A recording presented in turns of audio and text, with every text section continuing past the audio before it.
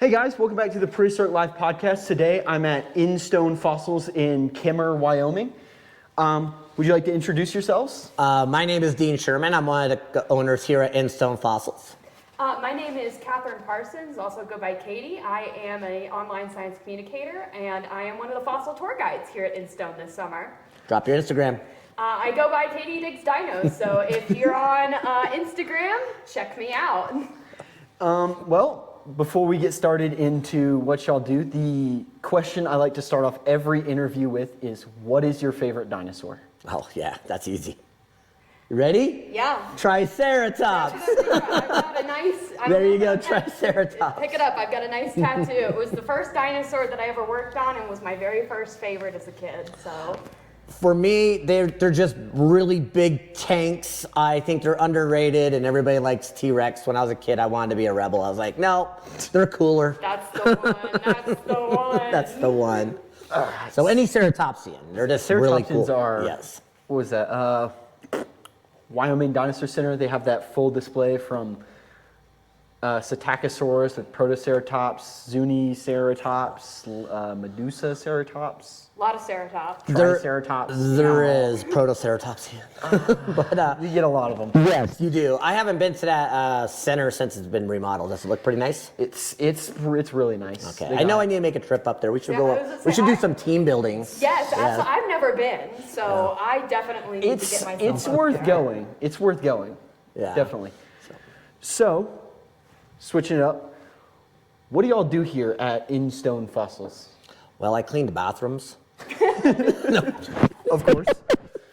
Everybody likes to clean bathroom. I am the owner here, so my role is different roles within the company. You know, I do a lot of the social media. We do a lot of the outreach with that social media, drawing people into the community to dig within the Fossil Butte member. Also, I mean, so that's my main role here. There's 4 of us, so we all play different roles. I do a little preparation work. I do the field work. Of course, love to dig fossils. That's part of what we all love and enjoy. Why most of us are in this field. Yes. So many roles if you're a business owner. Everybody knows. That's why I started out with the bathroom joke, because you do everything from changing the toilet paper all the way to managing a big team. So. Yeah, if I'm not down in the quarry digging up a bunch of mini fish, I am leading our tour. So I like to take people out and show them the lay of the land and talk about the rocks, and then of course talk about the fossils and make sure that everybody leaves happy. And so that's kind of my role here this summer. Keep the peace in the quarry. Yeah, absolutely. I mean, you know, it's kind of nice. Everyone's it's a good crew, and you know, everyone that comes out here is passionate about the fossils. So you know, it's really easy to keep the energy up every time we're out there. So it's a cool place. It's a really cool place. So, what brought y'all into paleontology? Oh, I always go back to when I was walking the desert with my grandma, and I picked up a piece of wood, and I'm like, what is this? Why is it here? Where'd it come from? I need to know more information. So it was a seek for knowledge, and then I went into my career for a little while and came back to it eventually. I always really wanted to know more information about things, and it just puzzled me about our natural world and how historic it really is. Yeah. So for me, I like to kind of boil it down to, I was a dinosaur kid starting at age 3. I'm 25 now, and I'm just kind of one of those, I don't want to say freaks. I guess freak is maybe a good way to put it. I love it. I just like never grew out of my dinosaur phase. So, you know, I started, I kind of fell in love with the sciences at a very young age, and so it made it very easy for me to follow my career path all the way through till high school. I took an earth sciences course when I was a junior, so I was very lucky that my school actually offered something like that. It's actually a requirement in some states, but in Tennessee, earth science is not required, so I was very fortunate that our high school offered that. And then actually one day during my earth science class, my future employer walked in and he gave a presentation on the geology and the paleontology of the area, and I remember very distinctly. He looked out onto our class, and he looked around. He said, who here is interested in paleontology? I'm in the very back of the class. I was the only person that raised my hand. So he walked over and he put 5 different fossils on the desk in front of me. And so I was awestruck. And that very day I ran home to my parents. I'm like, we got to go to this museum. You know, we don't have a whole lot of natural history museums in Tennessee. You know, you get the Gray Fossil Site out in East Tennessee. It's kind of an iconic place. You know, you've got a couple of state museums in Middle Tennessee, and then in West Tennessee you've got the Memphis Museum of Science and History, also historically called Pink Palace. But you know, from there I started volunteering, and then I was offered I wouldn't say full-time position. I was really only working Fridays and Saturdays once I started my geology program in my undergrad, but I worked with them for about 6 years until I started my graduate school. And you know, I've been in geology and paleontology ever since. That's usually how the story goes, especially on the East Coast. We have a lot of non-local fossils. Yes. Because everybody wants to see the dinosaurs, but the East Coast has like Limited. Very few. Very like few. a hadrosaur Yes. and Appalachiosaurus, and it's like That's about all we have in Tennessee. I think there have been 5 dinosaur bones found in the state, and we're actually starting to think, because they all came from the same site, and we're starting to think that it's actually all from the same individual, even though they've been found years apart. And you know, I think the largest and most recent has been this absolutely beautiful chevron, you know, it's a tailbone kind of coming off the vertebrae. So we were very fortunate to get that as a donation at the museum that I work for. So could y'all go through some of the history of InStone Fossils, how it got started to today, recent points, your experiences with it? Sure, absolutely. We started this business approximately 7 years ago, but I've been digging in the Green River Formation for 20 years. My inspirational point was I was out with my father-in-law, and he was with me, and we found this beautiful fern. And that struck me as like, how can I follow a career in this? And I worked for an oil and gas company. And as it happens. Yes, as it happens. And then we got sold to a different company. And long story short, I said, you know, this is a time in my life that I really want to pursue my passion and my goals. So we started InStone Fossils. As we grew, we went through a COVID stage, and the COVID stage was a transitional point for our business because we did a lot of wholesale. So we sold it lock, stock, and barrel to, you know, Europe, China, overseas, all different places in the world. So when COVID happened, everything was shut down, done, completed, finished. And so we went to social media.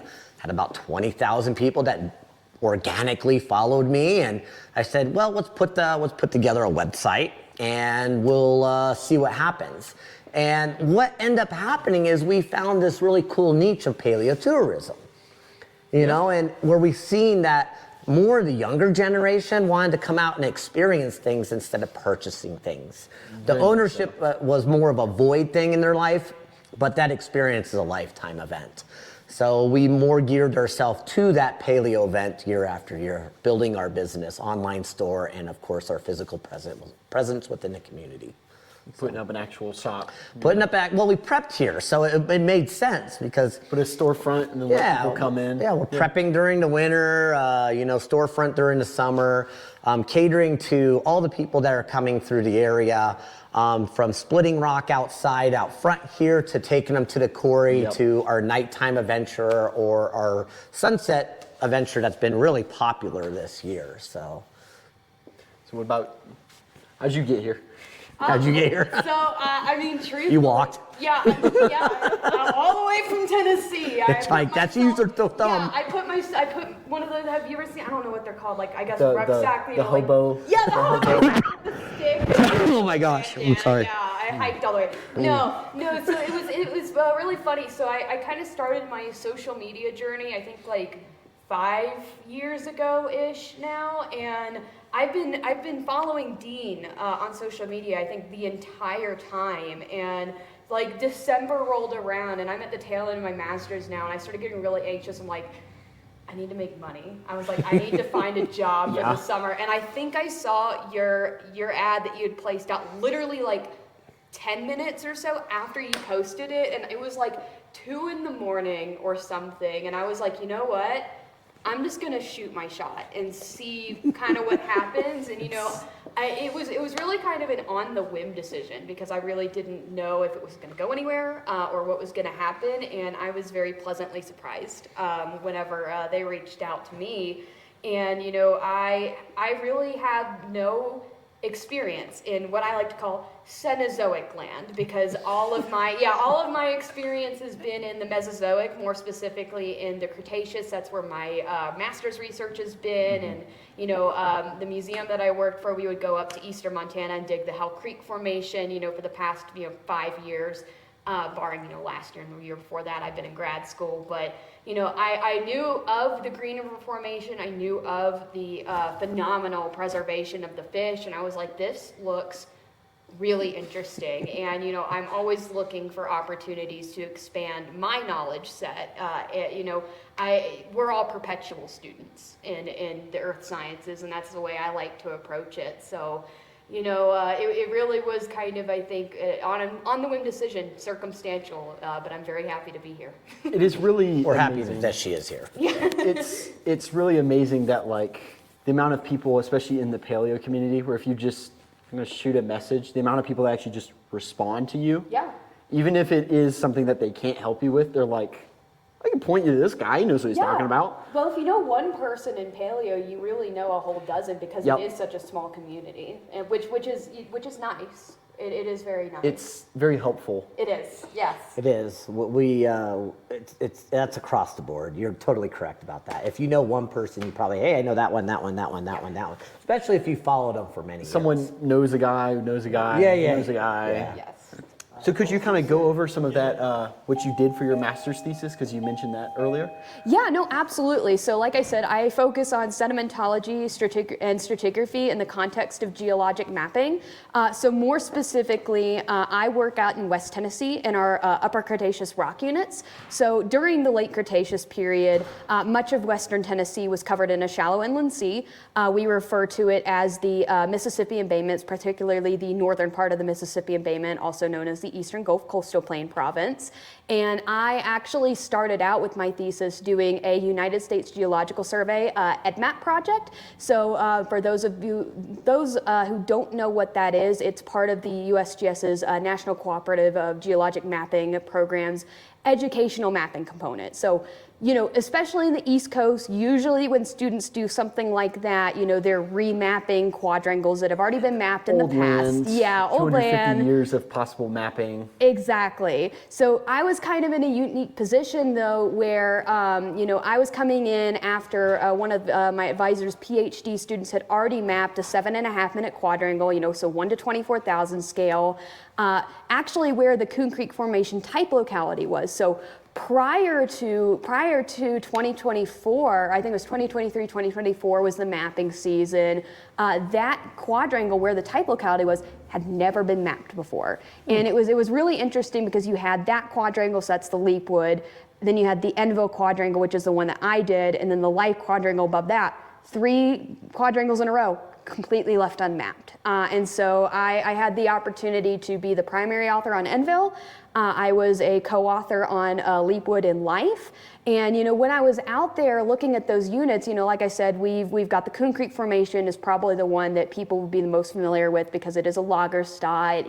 It's one of those people will kind of come from all over to do research on the fossils. Yeah. But really the rock units we're working with are the Demopolis Formation, which is kind of like this dark gray clay and marl unit. And then you have the Coon Creek Formation, which I'll come back to. And then you have the McNary Sand, which, it's in the name. It's like this red to orange, sand and sandstone unit.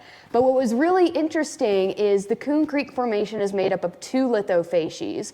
So you have the lower part, which is this kind of dark bluish gray, sandy marl and clay facies. And then the upper lithofacies, which is this red to orange silty sand unit. And if you know anything about lithostratigraphy, when we break out rock units, and some people may operate differently. I am a lumper. So some people are splitters, but I am a lumper. And when we're kind of talking about the principles of stratigraphy, you group like with like.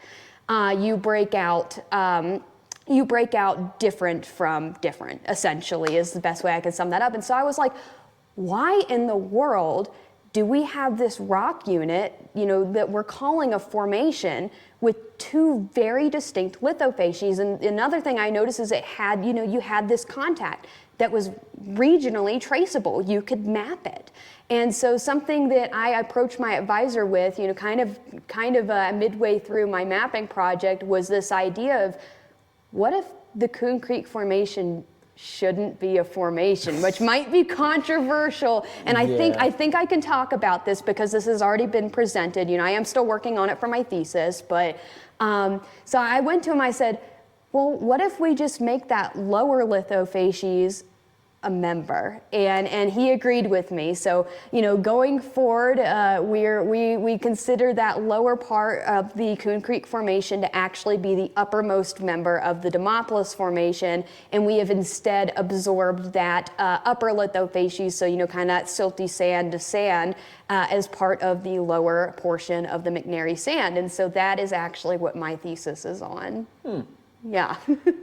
That's it's a lot for a master's. They don't like to lose things. They like to have as much as possible. So I'm sure somebody will continue to call it as a formation. Someone will continue to call it that. There's always going to be rival theories, but that is very interesting that it's got rid of an entire formation. Yeah, no, I think it's going to be interesting because that can be controversial, especially in popular fossil-bearing rock units. It did make me feel a little bit better. So Michael Gibson has been the paleontologist out in the Coon Creek. He actually got the Science Center started. So there's a fantastic field station at the Coon Creek type locality. It's owned by the Pink Palace Museum, so Memphis Museum of Science and History now in Memphis. It's operated and run by the University of Tennessee at Martin. He actually came, so I did the Geological Society of America's triple joint section meeting earlier this year in March, and he came by my poster. I was shaking a little bit because I'm like, this is the person that I need to convince. And he was at my poster for probably 30 minutes, but by the time that he left, he said, this makes sense, and so I was very fortunate. We also did a GSA field trip, so I was one of the field trip leaders for that. We had someone from the USGS come down and join us. We had a couple people from other state geological surveys, and by the end of that weekend, we had successfully convinced everyone that this change needed to happen. So it was pretty cool. And I guess for it to be referred to as a member, there must have been a reason at some time. Do you happen to know that reason? Yeah, so I did extensive literature review, as you do with a master's degree, because the whole point of that is you're becoming an expert in something. And it was really interesting. So there's been about 150 years of research into the geology of this location.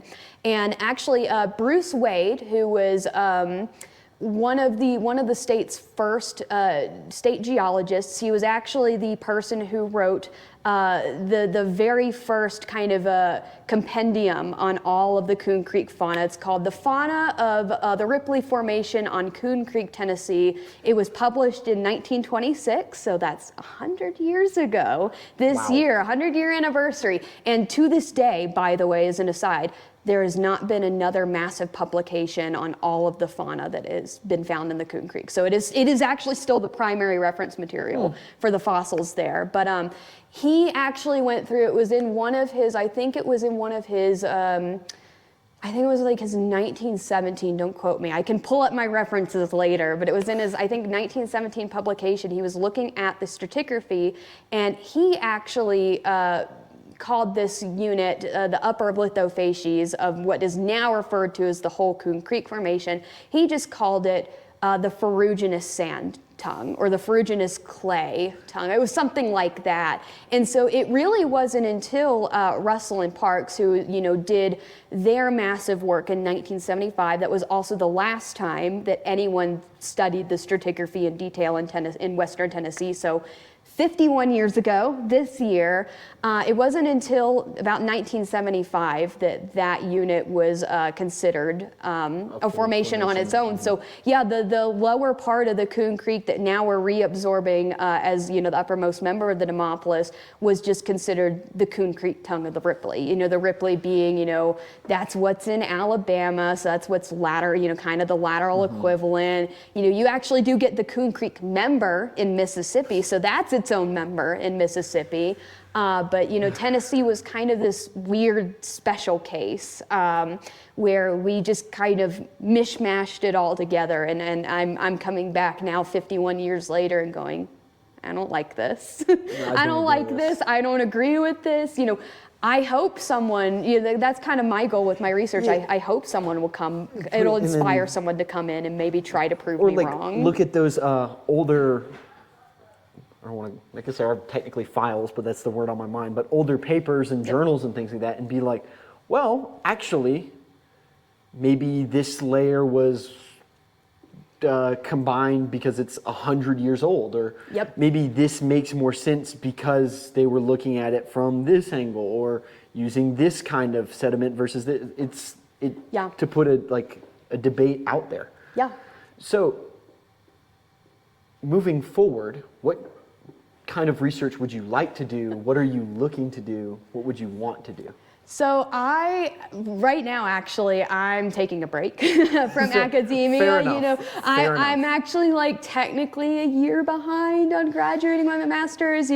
I think I think I'm in a unique scenario where I've got 4 chapters of my master's thesis, which if you are in a master's program or people who've done, that's not typical. That's a lot. I've got as of right now, and again, nothing is finished yet, but I have got, I think I'm over 100 pages into my thesis, and I've got 52 figures, and I've got 3 map plates. So that is not typical master's length. Wow. That is what most people would equate with the length and the depth of research of a PhD. So I am actually going to be taking a break from research for a while, but it was interesting because I was trying to go into vertebrate paleontology for my master's, and I actually met my advisor during my undergraduate field camp, and he told me about this grant that he had, and he really wanted to bring someone into the area who did have paleontology experience and who did kind of have that mindset. Because the way that I have phrased it before, and he's of the same mindset, is geology needs more paleontology, and paleontology needs more geology. Yes. I think that there is more opportunity on both of those ends to really integrate that a little bit more than I think we do in a typical academic paper. So I was going in for vertebrate paleontology, and then I got this offer, and I was like, you don't refuse a full ride. So that's really how I ended up into it. But I enjoy depositional environment analysis. So I enjoy facies analysis. I enjoy putting the fossils into context, and I enjoy really piecing together and trying to visualize what exactly was going on in this particular location at this particular time. What did this area look like? 52 million years ago, 76 million years ago, 100 million years ago, wherever I happen to be. And that's paleoecology side. Exactly. Paleoecology, maybe a little bit of community structure.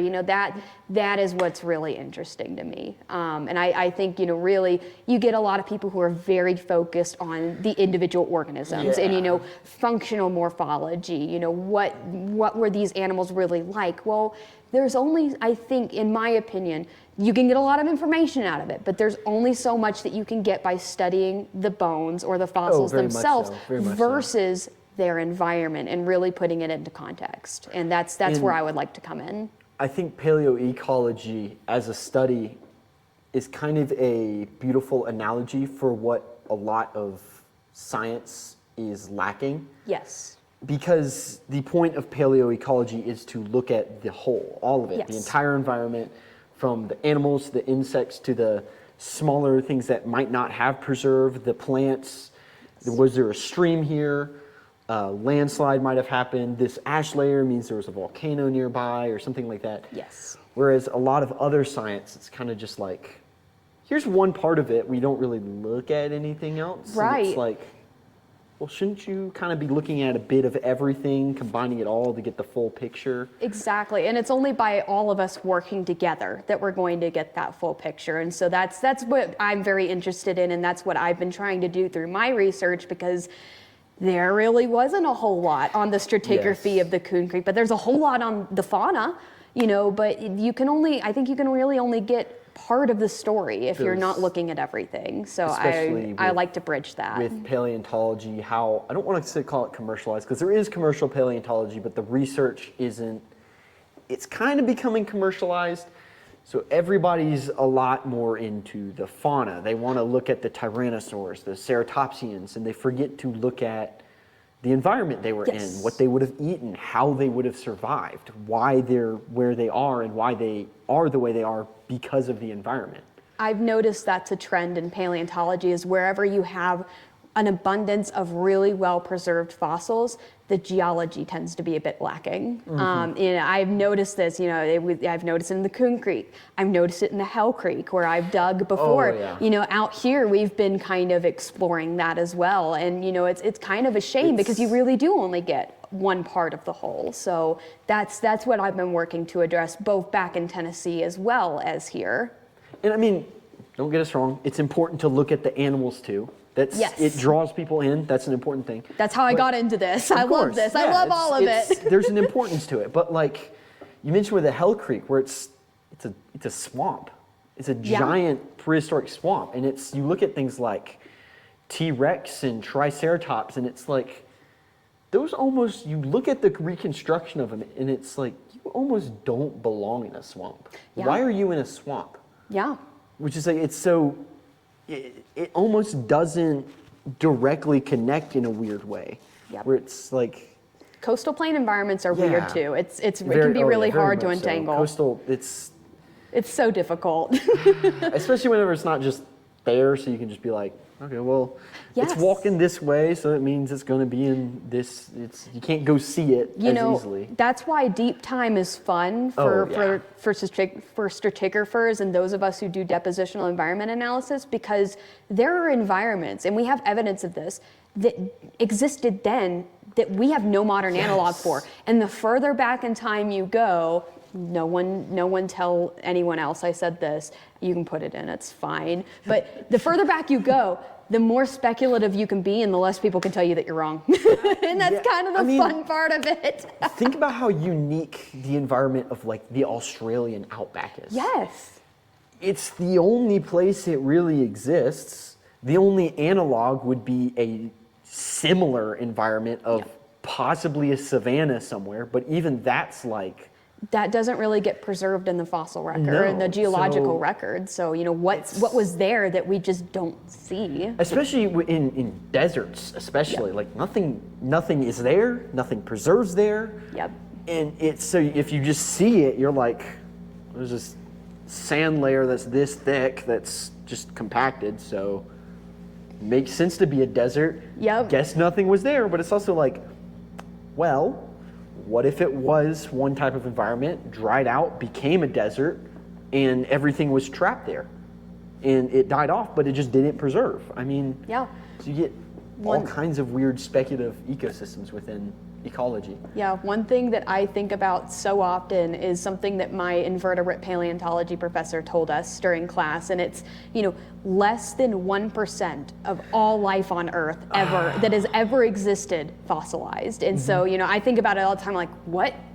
Think of all the funky things that we see in the rock record, like, what else was out there that we just don't know about? All of that's why the like Green River Formation is so beautiful, because Yes. you do get a lot of that smaller fossilizations where you can see the plants, you can see insects, you can see Those are the major two things that are very small, but even like smaller fish or even smaller mammals like bats and birds and things like that, that like the Morrison Formation or even partially the Hell Creek Formation. Hell Creek a little less than the Morrison because of the environment, but you don't see that. It's just not there. So it's like you can construct an ecosystem, but it's also like, well, there's a lot of gaps missing.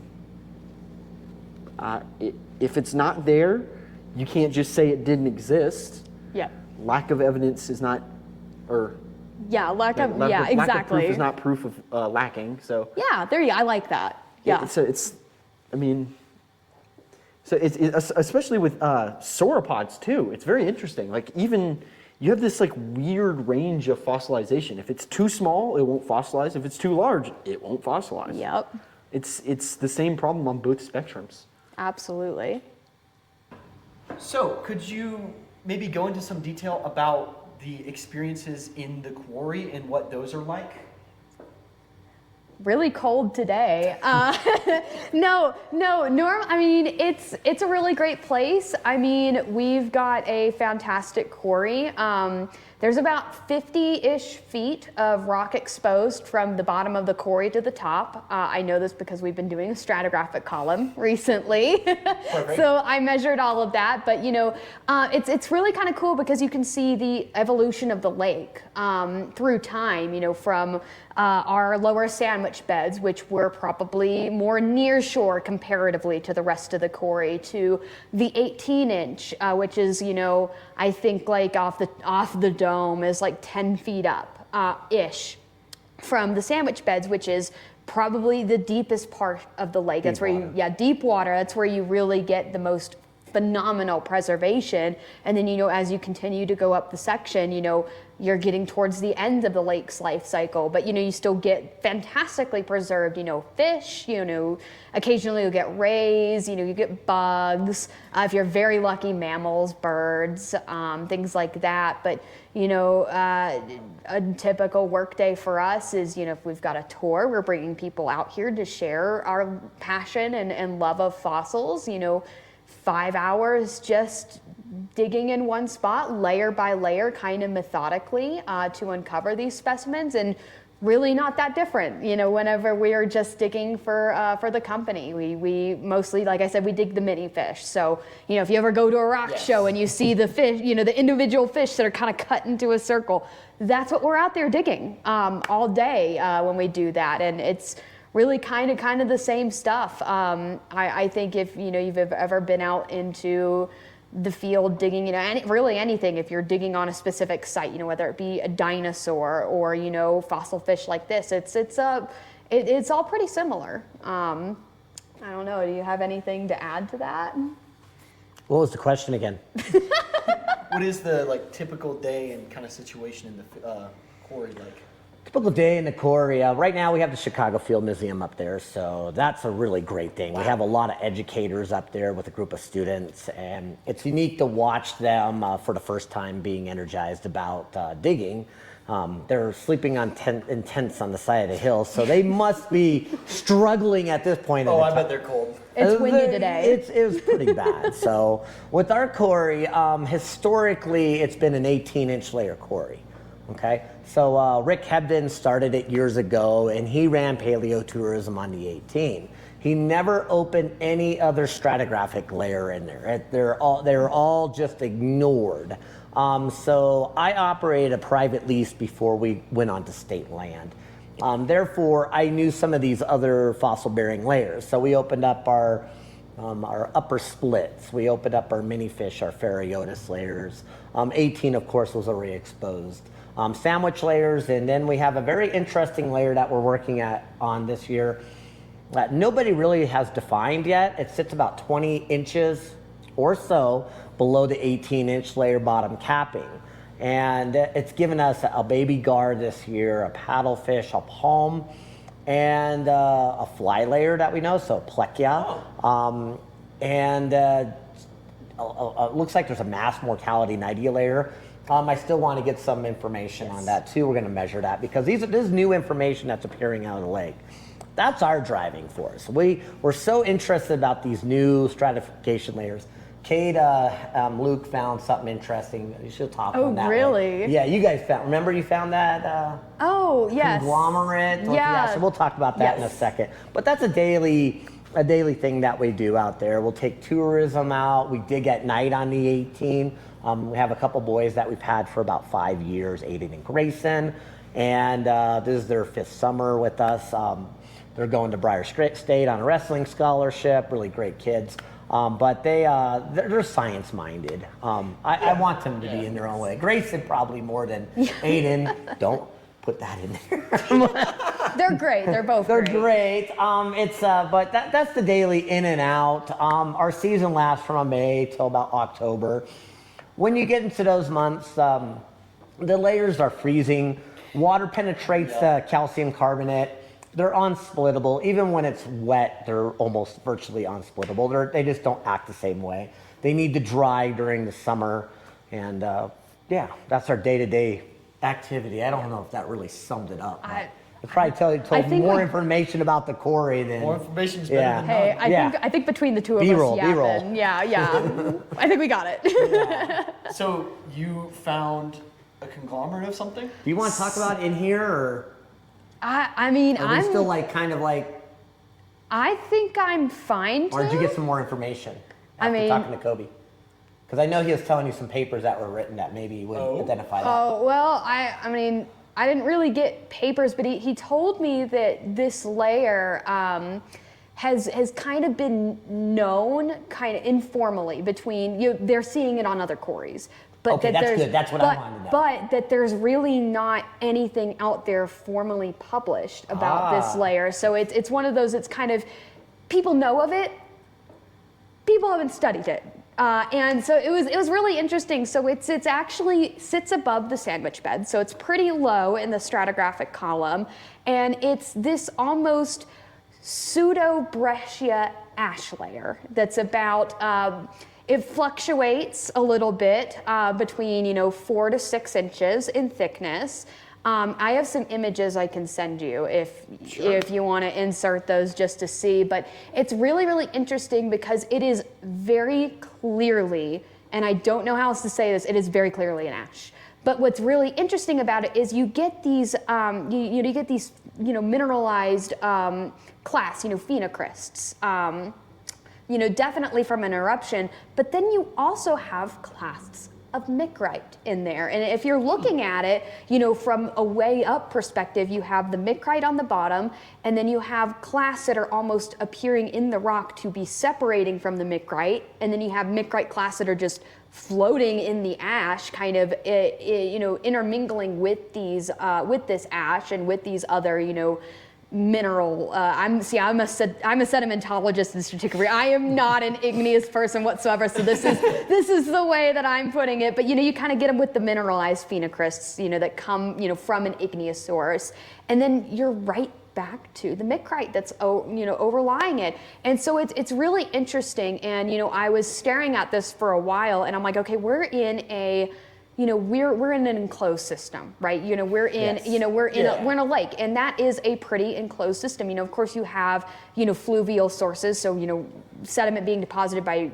rivers, in the region, but, and we also know too that there were volcanic fields. So how you have the Absaroka and the Chalice volcanic fields. There was a wonderful thesis that was done a couple of years ago. I think it was, the last decade. So, a couple of years is relative, but when you're talking academia, even something that's 20 years ago is a couple of years. Yeah, quite recent. And that would have been, approximately 100 to 150 miles from the lake. But, you still get these pretty significant beds of ash deposited in the lake. They're all very fine grained.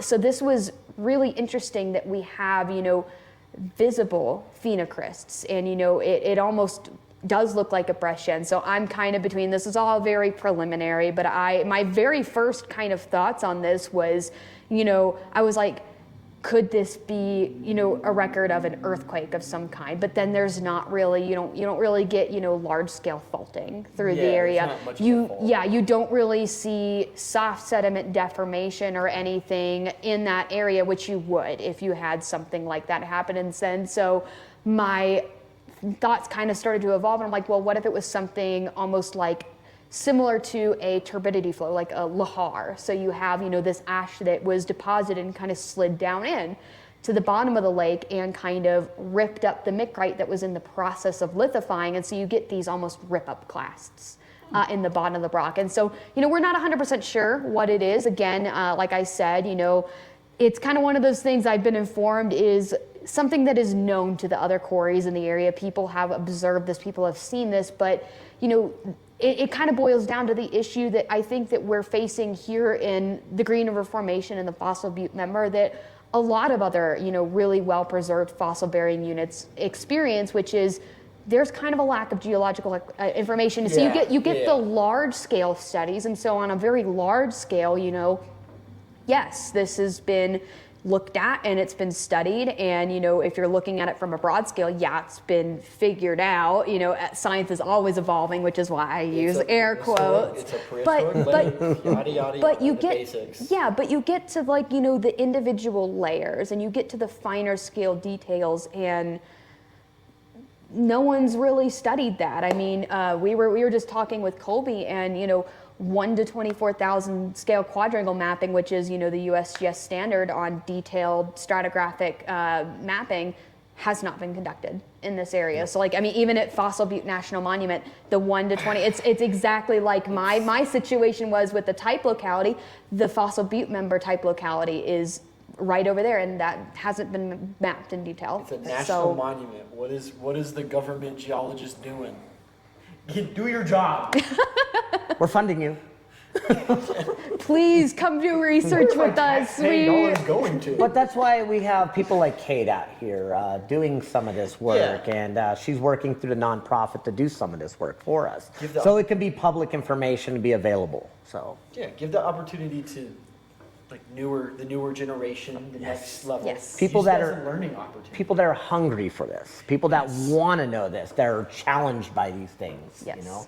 The older generation, I hate that. I'm part of that generation, but they're just like, that's the way it is. Right. That's just the way. No, it's not the way it is. There's more information. Let's find this information. Yes. Science is always evolving, and I think the moment that you say there's nothing left to discover is the moment not only science ends, but also wonder dies. absolutely.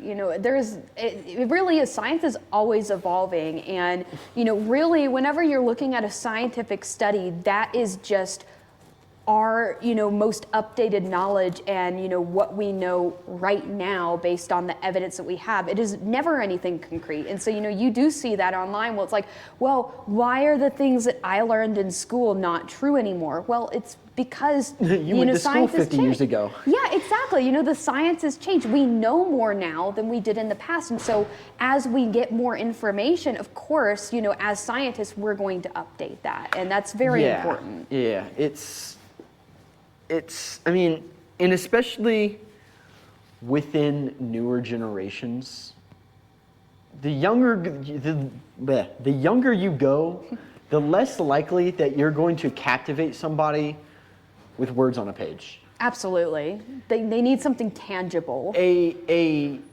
6 to, I'd even say from 15 to about 4, if you hand them a scientific paper, they do not care. No. They're not going to care. It's words on a page that they don't understand. And there's times where I'm reading a scientific paper and it's words on a page that I can't understand. And there's a small part in the back of my brain where I'm like, I don't really care then. Yeah, if I can't understand to the point. You use all this science jargon that I can't understand anything, and I think that's a genuine problem in the scientific field. Yes, it is. I've really enjoyed in most recent years. You'll get the abstract, the scientific abstract, and then you'll also get the, I don't know what the actual term for it is, but like a simplified abstract where it's in layman's terms. The public science aspect. There you go. Is a good, yeah. Put it to the grandma test. If you can give this paragraph of what your paper is to your grandma, if they can't understand it, you need to rewrite that paragraph. Yeah. You need to redo it. It it weirdly makes science not accessible. Yeah, it's an accessibility issue for sure. It's. You want to rejoin us? Yeah, sure. It makes it unaccessible because you use all these terms that the average Joe cannot understand. So then it's like, I think that's where we get some of this Societal disconnect almost. Well, societal disconnect. It's why there's this weird competition between like the like average mind and science, where it's like I can't understand it. Therefore, you're probably just making it up. Right. It's like, well, no, that's not a fair assumption. But then on the other side, it's like, can you blame them? I can't really blame a scientist because it's like there's so much detail that you have to tell that if you don't use a lot of these terms, then you can't really get your point all the way across. Yes. And maybe that's preventative from people reading scientific papers because maybe they don't understand the language, that's being tried to convey. So simplifying it would be a lot easier. Like Neil deGrasse Tyson, where he's very, I say that right? I think so. Okay. Where he deGrasse. I don't know. I don't know what's right. Don't slaughter me for it. But that guy. But he conveys it in a way that's transparent to layman terms. It's just people can. Oh, I get that. That's easy. And it makes it interesting. Yes, Michael Benton's a great. Oh yes. It's the dinosaur. Re-evolution or re-evaluation, whatever one of those books is. It's like the first 5 pages. One of them, it's like, he's telling a conversation he had with one of his coworkers, and right there in the book, he's like, "Yeah." And then I asked him, "You want to go grab a beer and discuss this further?" And it's like, that's so real. it's like it's like if you put that in like a scientific paper, it's like, but it's like there's something so beautiful about putting that in a book. Because it's like, these are just people discussing a topic. Yeah. It's no different than like mom and dad discussing like how they want to add a deck onto the back of the house or something like that. The reality that a lot of scientists won't talk about, speaking scientist to scientist, is that's how a lot of our best ideas actually come about. Is we first of all we bounce ideas off of each other. That's what science is, but especially over a beer. And to be honest, it's usually written down on a napkin.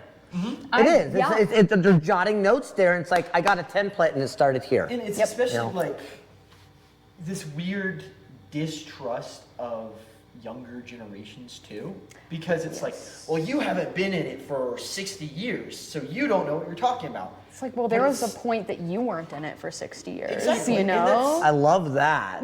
That's there's some factual evidence on that. Dr. Brian Curtis, where he's like, yeah, you ask somebody, you're fine. You ask somebody like that wrote a paper 60 years ago if they still agree with it. Their answer is probably no. No. Yeah.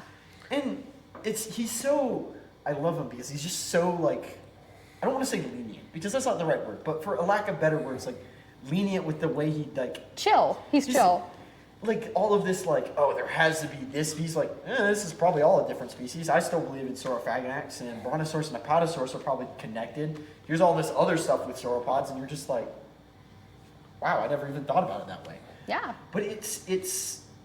The older generation needs to be more of a mentor than it is a dictator. Because it's like, this is what I wrote, this is fact, and it's like, no, because there's always new information coming out all the time. And you should accept that and you should mentor them during that process like you were mentored at one point in time as well. Exactly. But also, you think about if it's just like some old dude that's just like, yeah, no, your theory sucks, don't write about it. You start to just internalize that and you're just like, man, none of these papers I wanted to write or none of these ideas I wanted to explore, they're all just bad because Dr. John just told me that it's stupid. It's like, well, that also psychologically affects you too. So basically, what I'm doing is not worthy and then it beats you down, then you go off that path. That's not fair to you. But that's definitely not fair to anybody and science. Building on that too, you think about like the loss of imagination. Right. This is easily one of the most imaginative fields of science out there by far. You have to picture it. Yeah, you have to. 99% of what we do is pure speculation, and that 1% is it's a bone, these go together, it was there. Yeah. That is the 1% that we're like 100% sure of. The other 99% is basically guesswork. It's not guesswork, it's built on a little more than that, but it's basically a guess though. So like you beat someone down and you're just like, your idea sucks, don't write about it. It doesn't make sense because it disagrees with this paper. Well, A, what's the point of a scientific paper if not to establish debate, establish points, and actually lead to conversation for more theories later on down the road? Over a beer. Of course. Sorry, I had that. But, Necessary. but B, you lose that imagination. So all of these like interesting thoughts that all of these people could have had are never going to be explored because they're never going to be put out there. I genuinely think there is a fear to put these ideas out there. I get funding is difficult, finding fossils is difficult, getting museums getting in contact with museums to get in the back and do collections is difficult. But like, that's such a secondary issue that can be resolved. It can actually be resolved. That's more of a cultural issue. You know, there's such a gen gap there that people don't understand. Yeah, well, it's you know, and it doesn't. It hurts. It hurts, but it's like an issue that like, if you get through this paper and you establish a hypothesis, you get your team, you get somebody to just be like, yeah, I'm on board. You can just figure out how to get there though. Yeah. But it's like, you'll never be able to get to that point if everybody is like, oh, well, we disagree with this paper, boo, screw you. Like, Right, because that's not meaningful feedback. You got to internalize that too. You got to drive yourself a little harder. It's like, you're wrong. You know what? You're wrong thinking that way, and I have to evaluate my own mind, and I'm gonna push through because this is what I want. So you have to almost psychologically, mentally prepare yourself for that beat down and just accept it and just be like, no, I'm still moving forward despite what you say. Right. I think because I want to know. One of the biggest things that just rides me up the wall with like excuses, I'm gonna call them excuses because it's kind of just BS. Right. But it's somebody's like, oh, you're not gonna be able to achieve that, you're not gonna be able to do that study because it's going to be too difficult. Try me. I'm Yeah. doing it now. It's like, yeah, You just gave me motivation to do it. It's like, yeah, you're right. It's not supposed to be easy. No. That's not the point. If it was easy, everybody would do it. Yeah, we would Yeah. have, if it was easy, we'd have every scientific paper ever. And the guy at McDonald's would be writing it. Yeah. Yeah. It's Nothing like, against McDonald's. Cut where that it's out. like, there's only one way to do this. It's like, well, no. There's like 18 different ways to get to the same point, but Right. you did one way. You think that this is the only way it can be done. You don't want to even humor me on doing a separate way of doing this, of testing this hypothesis. So, like, what are we doing here then? Like, to the point, it's kind of like, okay, I'm gonna drop you, and then I'm gonna just go figure this out. Yeah. Yeah, that's what you do. There's different ways to traverse a mountain. Exactly. Yeah, exactly. You know? It's, So. I mean, it makes me sad whenever I see somebody where they're like, yeah, well, my paper has already been conflicted with, so I can't. It's like, well, no, publish No. it. It can be an argument. And to a point, if you post it, if you put the idea out there, because I can't tell you the number of times I've had an idea and somebody's like, Yes. oh, yeah, no, that's already been in paper. Well, I mean, some of the most meaningful contributions to science, in my opinion, are not the successes or the successes. Yes. They are the documentation of ideas that didn't quite pan out, because exactly for the reason you just said, you know, a failure in science is not truly a failure, I think, as society defines it, because it means that you had an idea and you followed through with it, and even if the data didn't work out, or maybe your interpretation isn't something that panned out for one reason or another, you did something. You saw it through to the end, and now we know for future reference that maybe that doesn't work.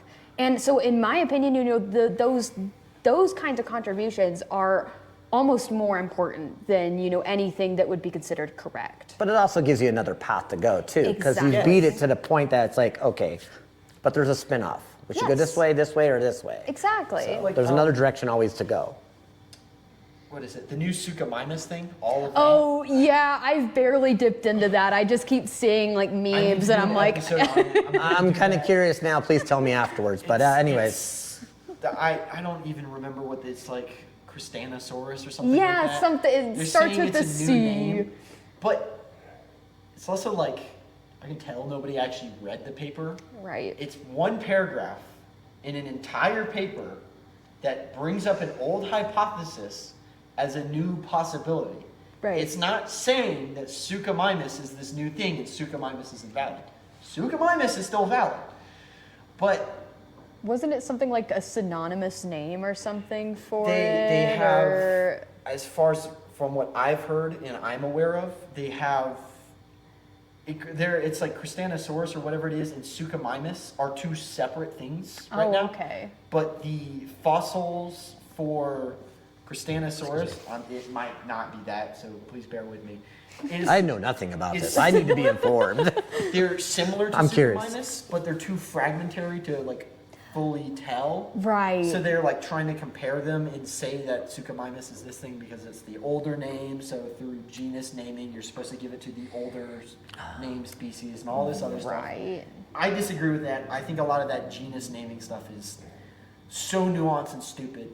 What do you mean we can't call Allosaurus annex Saurophagonax? Saurophagonax sounds so much cooler. Right? Actually does. It does. It's so we have to give it to the sauropod. Or you give the sauropod a new name and we can just kind of toss these arbitrary rules to the side a little bit and give that cool name to the Allosaur we know still existed.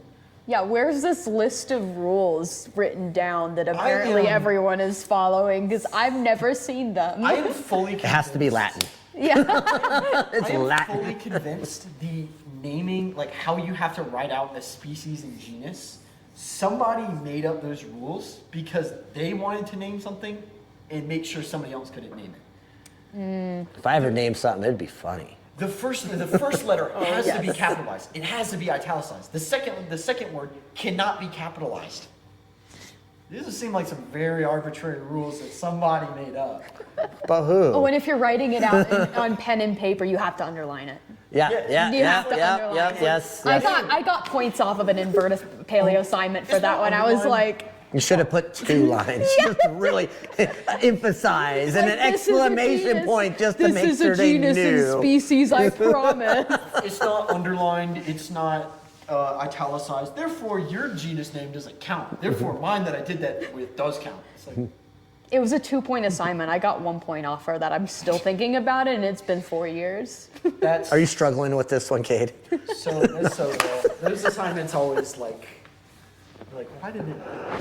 Especially with my professor, I'm fully convinced he didn't grade anything. He was just gone. So he's just like, Oh, it was the 98, vibes. 95. Random 97. numbers on papers. If he liked your vibe, I guess.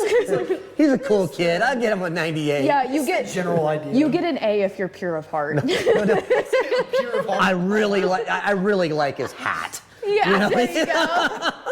A plus. A plus. You have a nice hat. It's like, cool, okay, this is like a weird, he's like, here, watch this basically YouTube video I made, right? And he's like, we did like 2 assignments the entire semester. Oh my It's goodness. just like, I didn't like actually pick most of this up, so I have to like go back and rewatch everything like 6 times. Yeah. The best Yeah. part about it though, is I have all of the files saved of all of his lectures, so I can just go back and watch them. There you go. Yeah. I did that with my Versus PowerPoint. Somebody else, where it's like, oh, I missed that lecture. It's gone forever. Yep. That's why I recorded the whole EOC Paleo Bash. Yeah. Hey, I wanted to make sure I I wanted to appreciate make sure we went back to. No, you did well. So So let's go on to some more questions so we can. Yeah. So, what is some of the would be the correct term? Non-commercial side that you do? We have a nonprofit, so it's a Fossil Butte Natural History Museum. And that's really important for us to. Are you recording this? Yes, it's recording. Okay. I was looking at the battery percentage. Yeah. Are we getting low? 5%. Oh boy! I Don't better worry about talk. it. Don't worry about Oh, you it. got another battery. I got backup batteries.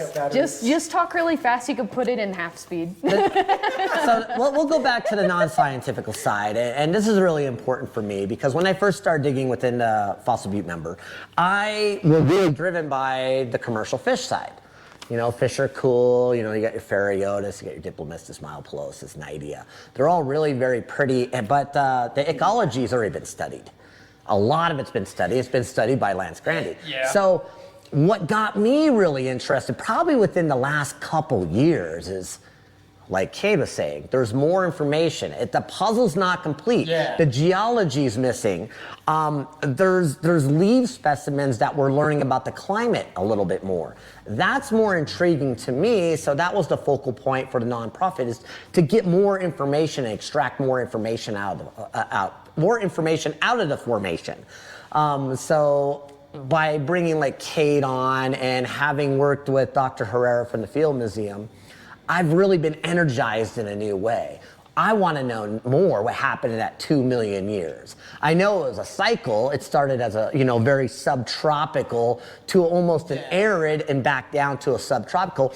And how did those animals adapt during that time? That's interesting to me because in the fish record, nothing really changed. But did the mammals and the reptiles, amphibians, Everything on land nearby. did that change within those 2 million years? Because that is a long period of time. So that's what drove me. It's like, there's more out there. We're not seeing the whole picture here. We need to paint this picture in a better light. So for me, I've been personally, that's my personal agenda, is just to know more.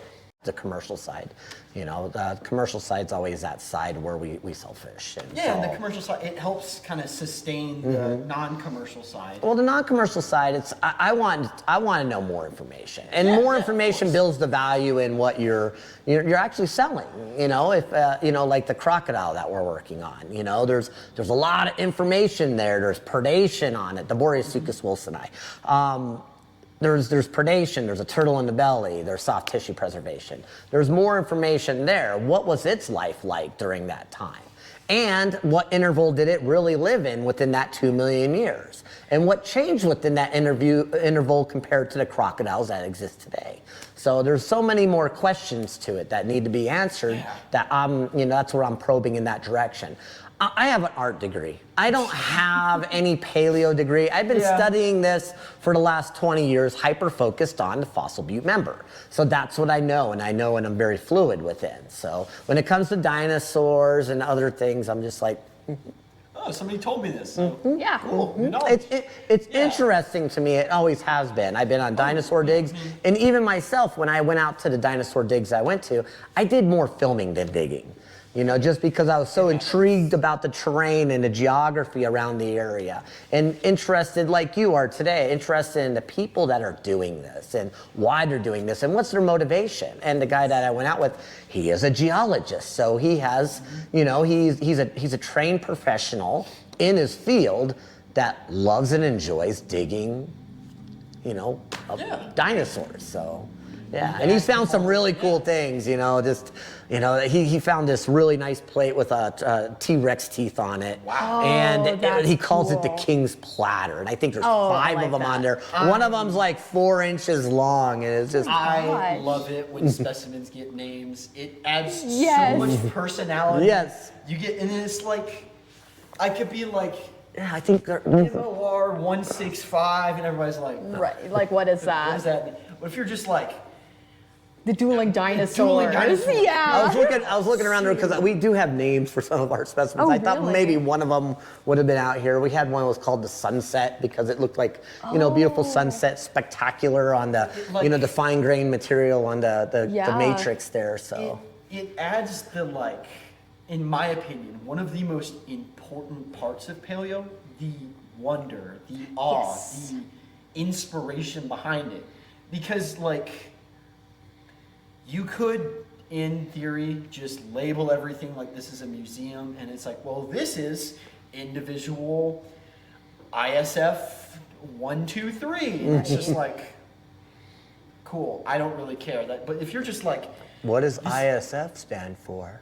yeah, No, I know that. I just mean, yeah. It took me like a little bit embarrassing. I'm like, MOR. What is MOR? Morse information. Yeah. Sense.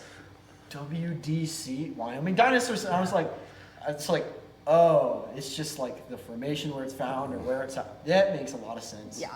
But it's like, if you're like, this is the mass death fish platter specimen. It's like, Yeah. whoa, tell me more about that. What's going on? Why is it a mass death? What are all these fish doing? Why are they like this? And it's more recognizable, I think, immediately to the public, because part of our job as scientists is to be educators. You know, it's kind of inherent in what we do, because if we're not communicating it, who is? And then on that, on that note, then part of our job as educators is captivating people's attention, is kind of inspiring that wonder. And also it's just really cool to name something, like give it a super, I've seen around here a lot, surprisingly, is Stan the Tyrannosaurus. Yes. It's like, I get the point of the museum number and being able to track that down to help track it down, but it's also like, can you actually tell me Stan's identification codes, any of them? No. But if you see can't. the full skeleton, you're like, Stan. Yeah, that's Stan the Stan. T-Rex. Yeah. Stan. Boom. Exactly. It's this beautiful wonder, and that's actually something that you're like doing. I mean, without that, our field dies. If we're being real, true. Nobody wants to investigate it. Nobody finds that wonder. But It becomes boring and stale. yes, Yeah. it becomes words on a page. It becomes data points. But It's the stories that we can tell that Yes. captivate people. well, it's also like the commercial side. Somebody's like, man, I want to go on a fossil dig. I want to go be able to bring something home. I want to be able to go collect some stuff. It's like, boom, Kemmerer, Wyoming, InStone Fossils, American Fossil Quarry, Fossil Safari. Fossil Safari. Yep. I know, I'll throw you in there. Yeah. Yeah, it's- I love him. I love Matt. He's a great guy. We work as a great community here, and it's just like, wow, I can actually come out here. I can spend a day in the hot sun, decide if I want to do this for the rest of my life. You got it. Yes. That's the key point right there. Once people do it, because they're energized about it, and then sometimes they come out here and go, yeah, Yeah. that ain't what I want to do. And then other people, it's like, how do I live here the rest of my life? Right. How do I live right here? I don't want to move from this spot. Yeah, I went with American Fossil Quarry, and it's like getting out there in the like sun. Just something like clicked, and it was just like, yeah, no, this is it. I'm Yeah, home. this is where you're meant to be. Yeah. It's like coming out here for the first time 6 years ago, or whatever. I got to see Denver, Colorado. We drove from there to Vernal to see Dinosaur National Monument, which is where we're going later today. Nice. And it's just like, this is beautiful. Doing the hike in it, and it's just like, I can't touch anything though. I love Right. Dinosaur National Monument. Don't get me wrong. Beautiful scenery, seeing the hike. You get to the same with Fossil Ridge. You see these fossils and these trace fossils and things just embedded right there in the stone, and you're just like, I But want to it's- tear it out of the it's wall. so Let me close. just dig it. Just please, like, just Can I grab po- it. Just, can I grab poke and it for pull 5 it? seconds? But Can I just- but that's another reason. Like if you look behind you, I know the camera's not over there, but we have a box, and it's free fossils for kids. Their parents might not buy anything, but when they pick it up, they're like, I can hold it. Yes. I can understand it, and now I can question it. Yes. And then those questions inspire thought process to pursue more intelligent. Yes. I get there's all kinds of regulations because you can't just willy-nilly collect important invertebrate fossils. As there should be, because not everybody should be collecting fossils. If you just pull out a toe claw and you just walk away and you forget where it's at, turns out it's connected to an entirely new species. You lose that information. You lose where it is. You lose those fossils basically. Or a non-educated person with a hammer chopping out pieces that shouldn't be chopped out. Yes. Yeah, You know? just obliterate this fragile skull. And So yes, I understand that there should be protection acts. yes, absolutely. And I completely agree with them. But it's on the same time. A lot of those dinosaur digs get unreasonably expensive because of those. Yes. And it's like beautiful. I would love to go out and do that, but it's like the average person doesn't have like 1 to 5K just lying around to just go and do a dinosaur dig. Right. No, they don't. But it's like here where it's like cool, $180, $200. It's not like We are in that tier too, but we also did we have the daytime tours, but we also have that nighttime tour. And a lot of people, well, why is it so expensive? Because we have to hire competent people to train your eye to look for these things, because they're just, I can't throw a novice out there with a hammer and a shim and say, you're gonna find some stuff. By the end of the night, they'll destroy a lot and they won't see anything. So it has to be facilitated in a very crazy way that it's expensive, you know, and that's where a lot of people, they ask the difference, but it doesn't suit your needs. You can go up the road, go dig for about $150 for, or even like less than $100 for, what is it? How much is it for a couple hours? it's like $100 or so. $100, 180. Yeah, so somebody 8 hours, $180, I think. Yeah, it doesn't fit their needs. You know, maybe somebody that wants more education, wants the prep class, and wants all that information. They're gonna pay a little bit more. If you just wanna go out there and collect a few things, say, I did what I came to do, this is really cool, there's an opportunity for that. And it's like, you bring that little 5-year-old with you and you're just like, chisel, hammer, go to town, see what you find. And quite honestly, I will always encourage the younger kids to go to one of those other quarries, because I have a kid, and I understand this kid doesn't have a long attention span. So to pay for a longer 8-hour tour is almost not necessary, especially in that stage of development. So you're just like, go over there, spend a couple hours, because they'll always sit there when they're bored and take that hammer and go like this. And you know that is when they are done, right then and there. So I didn't mean to interrupt. Go ahead. No, of course. And honestly, that's one thing that I didn't talk about in the American Fossil Quarry episode that I'm kind of upset now that I'm thinking back on it. But I'm going to talk about it now. It's like, one of the most beautiful things about that day was just like, even though I'm not as specialized in specifically the Green River Formation, I know enough to talk about the generality of it to people that don't know anything. Yes. Or it's like, I can talk about it's a fossil lake. It was once a lake that's dried out, and you see limestones, muds, sandstones, so you get a lot of aquatic fish fossils like that. You see a lot of those aquatic marine plants, things like that. And even with like rock layers, which it is funny, you see just this giant orange strip, and somebody's like, ooh, that's the biggest fossil, split it open. You're like, it's an ash.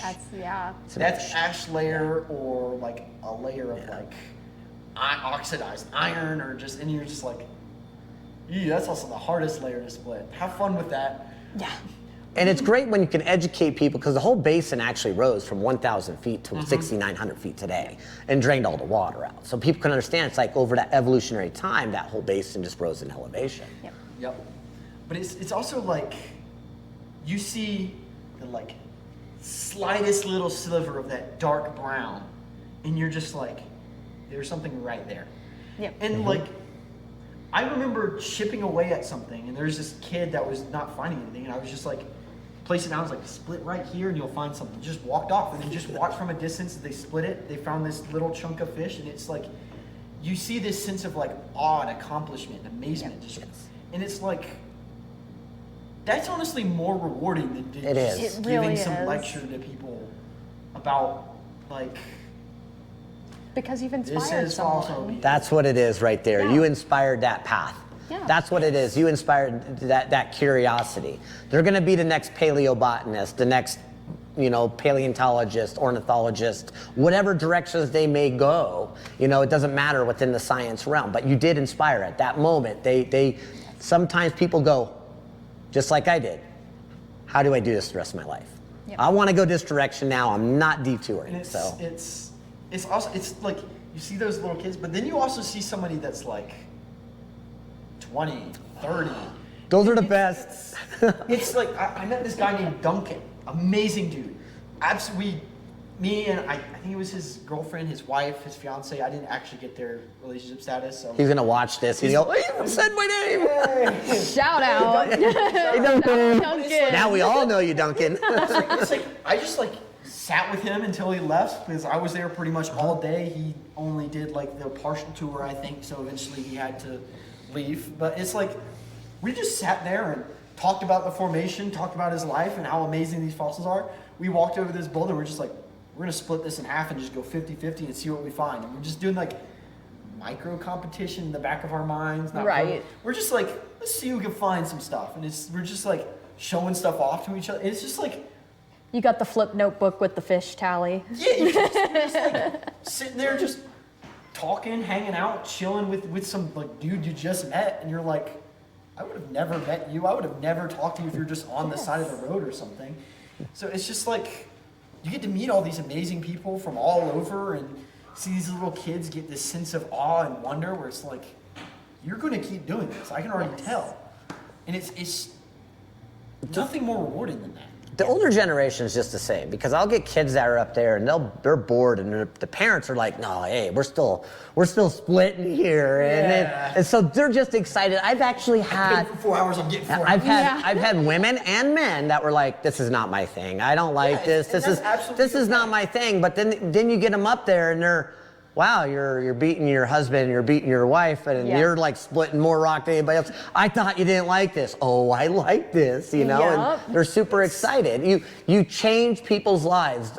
These operations, whether it be dinosaurs, Green River, anything, change people's lives. They change everything about the way they think about our modern world and our nature. So I think one of the beautiful things about the Green River Formation, this might come out wrong, but is the expenditure of it.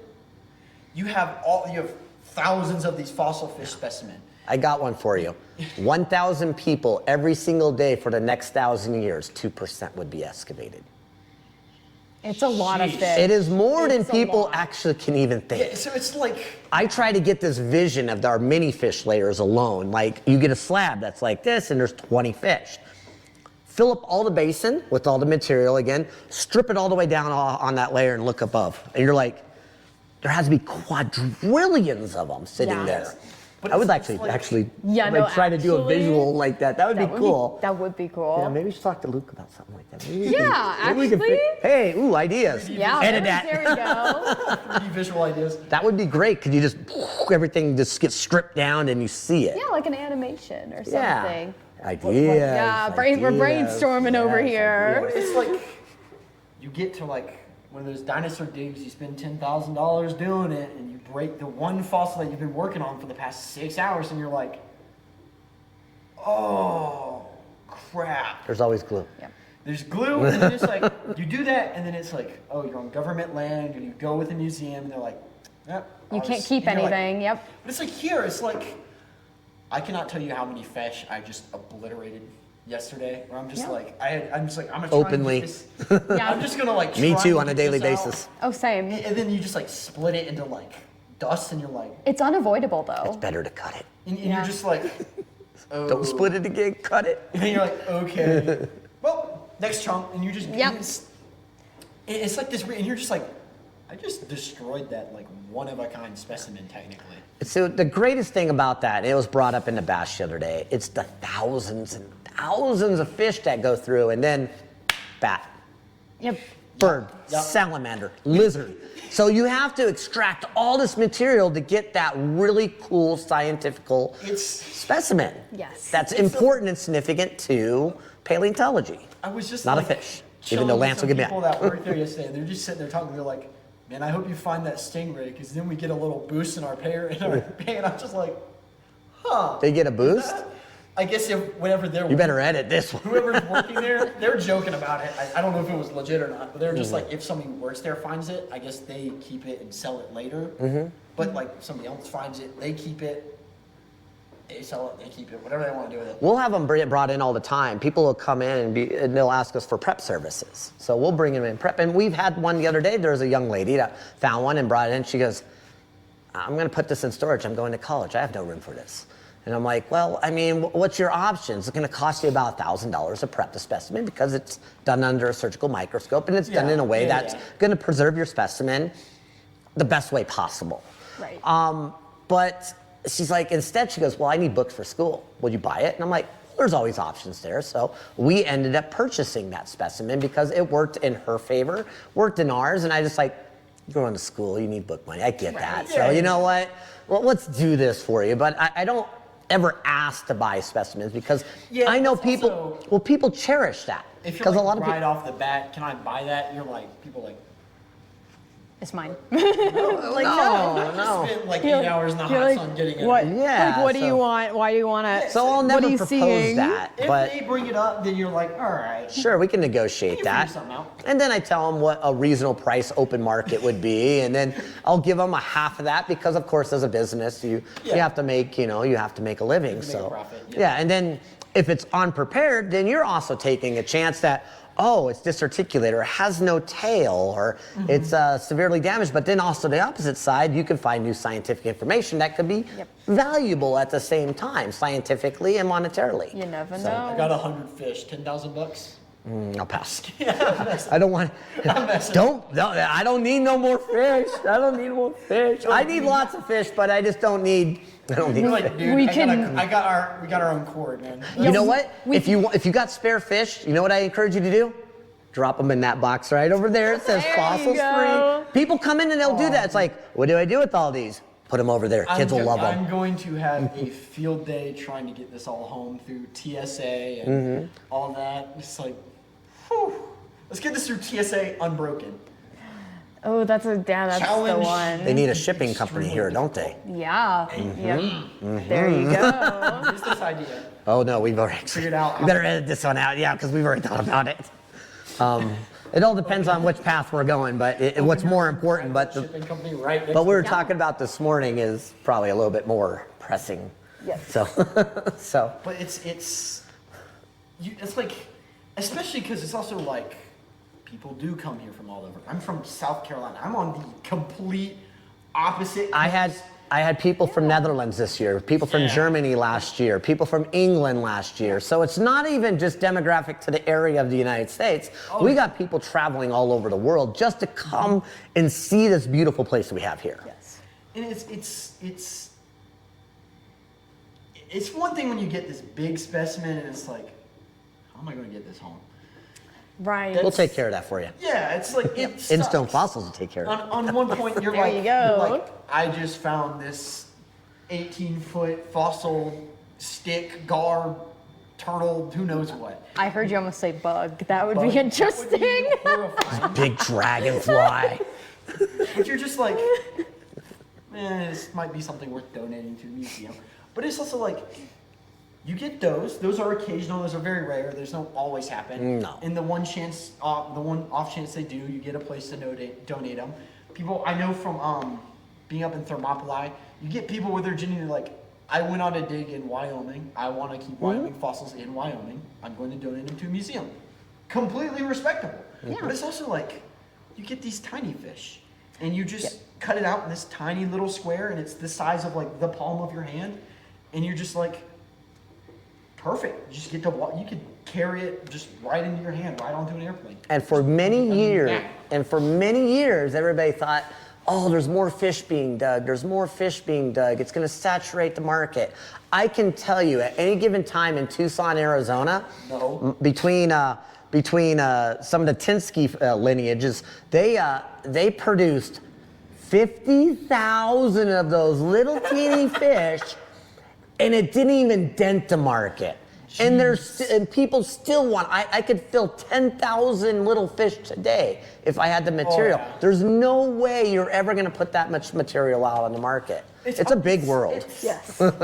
It's also something really unique because a lot of, other than like, it's a unique fossil in the sense that it's identifiable, you get a complete specimen, and it's not insanely expensive. No, they're not Exactly. incredibly Because expensive. it's like, you can buy like one of the digits of like a Tyrannosaur. It's like, cool, make a down payment on your home. Yeah, literally. Jeez. But Yeah. it's like, okay, well, that's not a possibility. Or you get the like, I love them. I still think it's cool. You get the like Chunkosaur. It's Yeah. just unidentifiable dinosaur. All you can tell is it's dinosaur bone. 10, 20 bucks. 10, 20 bucks in a gift shop. You're just like, all right, they got Big Ben. Just Yep. grab this tiny one. They're like, yeah, we'll dwindle that down to $5 for you. Why not? Chunkosaurus. But you get this like, you're like, oh, it's not really anything though.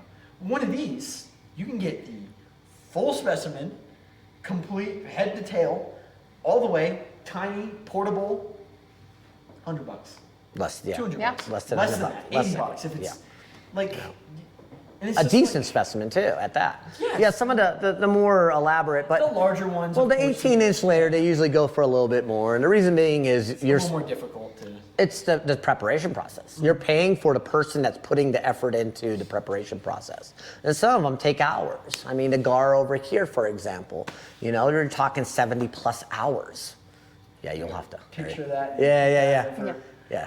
But it's and of course there's larger ones. Always go for more just because it's more. But it's also like, not everybody necessarily wants like a large full spec. I'm sure everybody would want one, but like. They don't have the ability to anymore because a lot of people live in smaller, more accommodations. Yeah. It's not like there are still people out there that have very large homes. Oh yeah, very but much. your most common people, they live in a very primitive, because even now it's like, I'd rather spend my time in the outside world than in my home. Right. You know, so And it's so I don't want to collect all these your weird little average things. maybe- Just little. like one floor, one floor, half a second floor, like Flat. Yeah, easy. suburban home. It's like, what am I going to do with the femur of an apatosaur? Yeah, that's like Mounted on one my, of like, that's wall? one of your whole gonna be- rooms. it is gonna- actually. That's an entire shelf or an entire room, and it's like. Want to come see my dinosaur? I mean, my house. Yeah, and it's literally. like, cool. Now you don't have a TV, you don't have furniture in your living room. You just have a chair and that on your wall because that's how expensive it is. Yep. But one of these, you get to find 10, 20 of them. If you're not happy with that, you can go buy one for $20 online, and it's just. Ours trickle down to the local rock shop here in town. Yeah. We only got like 4 or 5 of them. And you have like a shelf, like a nice little like dresser shelf. Like 4 of the things can be books and heavens know whatever else you want in there. You just have one, you pull it out, you just get some trilobites, a few little small ammonites, and these fossil fish, and you're just like, boom. Look at these cool things. You get I've seen a lot of people make collages out of them and hang them on their wall. They'll take all their specimens. I mean, I did the same thing in trilobites. I'm like, oh, you know, our family found these. I want to make a little collage of it from, you know, that memory of finding these little trilobites. That's something that I actually plan on doing because I got that big fossil stick. I'm gonna get a shadow box, put that right in the middle, and then put maybe 1 or 2 of the other little smaller Yeah. specimens There you go. found in it. And it's a memory of your personal experience. Yeah, but it's like, I've talked about this on the channel before. One day I want to have my own museum. Yes. It's also I something get that I that. can just kind of like off the wall, hang up, write some gibberish about it, display. Yeah. And I think that's also like, it's a little different for my pursuit than just like your average person, because not your average person doesn't really want to do that. Or I want a museum. Yeah, same. Doesn't have. Kind of got it going on right here. Yeah. You're definitely not the average person. No. But it's just like, you just have this little like one shelf that's basically your own personal museum. Somebody comes over, you're like, I want to show you something cool. Pull this shelf out, a few fossils, and it's always like, whoa, these are awesome. Like, Yeah. Where'd you buy it? Yeah. I didn't. Yeah. I found them. Yeah. I spent that's like, what. Go ahead. Sorry. No, I was just gonna say I spent like 2 hours one time talking to my apartment maintenance man because he came in and I literally do have like a whole museum in the apartment, and he left like in awe, and he's asked me several times since then. He's like, tell me more about tell me more about paleontology. It was so wholesome. We have that on the 18 though. When we do our 18-inch layer tours, you'd be surprised. There's 2% of every 2% of everybody that does our tours will purchase fossils in the shop. It's a very low percentage because they know when they're going out there and they're hopefully finding something like, you know, one of these nice plates or that Yeah, you know. and I mean, there's nothing wrong with wanting to come back and purchase them, but it's also like, I just spent the last 8 hours in the hot sun. I'm sunburnt to hell and back, and I have my own collection. Yes. I'm tired, I'm hungry, I want to go home, I'm done for the day. That is definitely a huge chunk of it. I get that feeling. But it's also just like, It's rewarding. it's more rewarding that you're just like, yeah, these are the ones that I found. And it is a little odd sometimes, in my opinion, to just be like, I'm gonna just go buy a better specimen. immediately Right. after, and I get that. You can't see. Here's the thing for me. I have a collection too, but it's no bigger than this display case at home. That's my collection at home. Most people are dumbfounded. They're like, "Your collection has to be bigger." No, it's no bigger than that. It's what I like. It's what I like to curate. You know, it's the things that cost My five. collection's not out of hand. Yeah, Right. I mean, Oh, same. it might be like five. I'm jaded. I've been to Tucson for 20 years. I kind of like eliminate things as I went along throughout the years.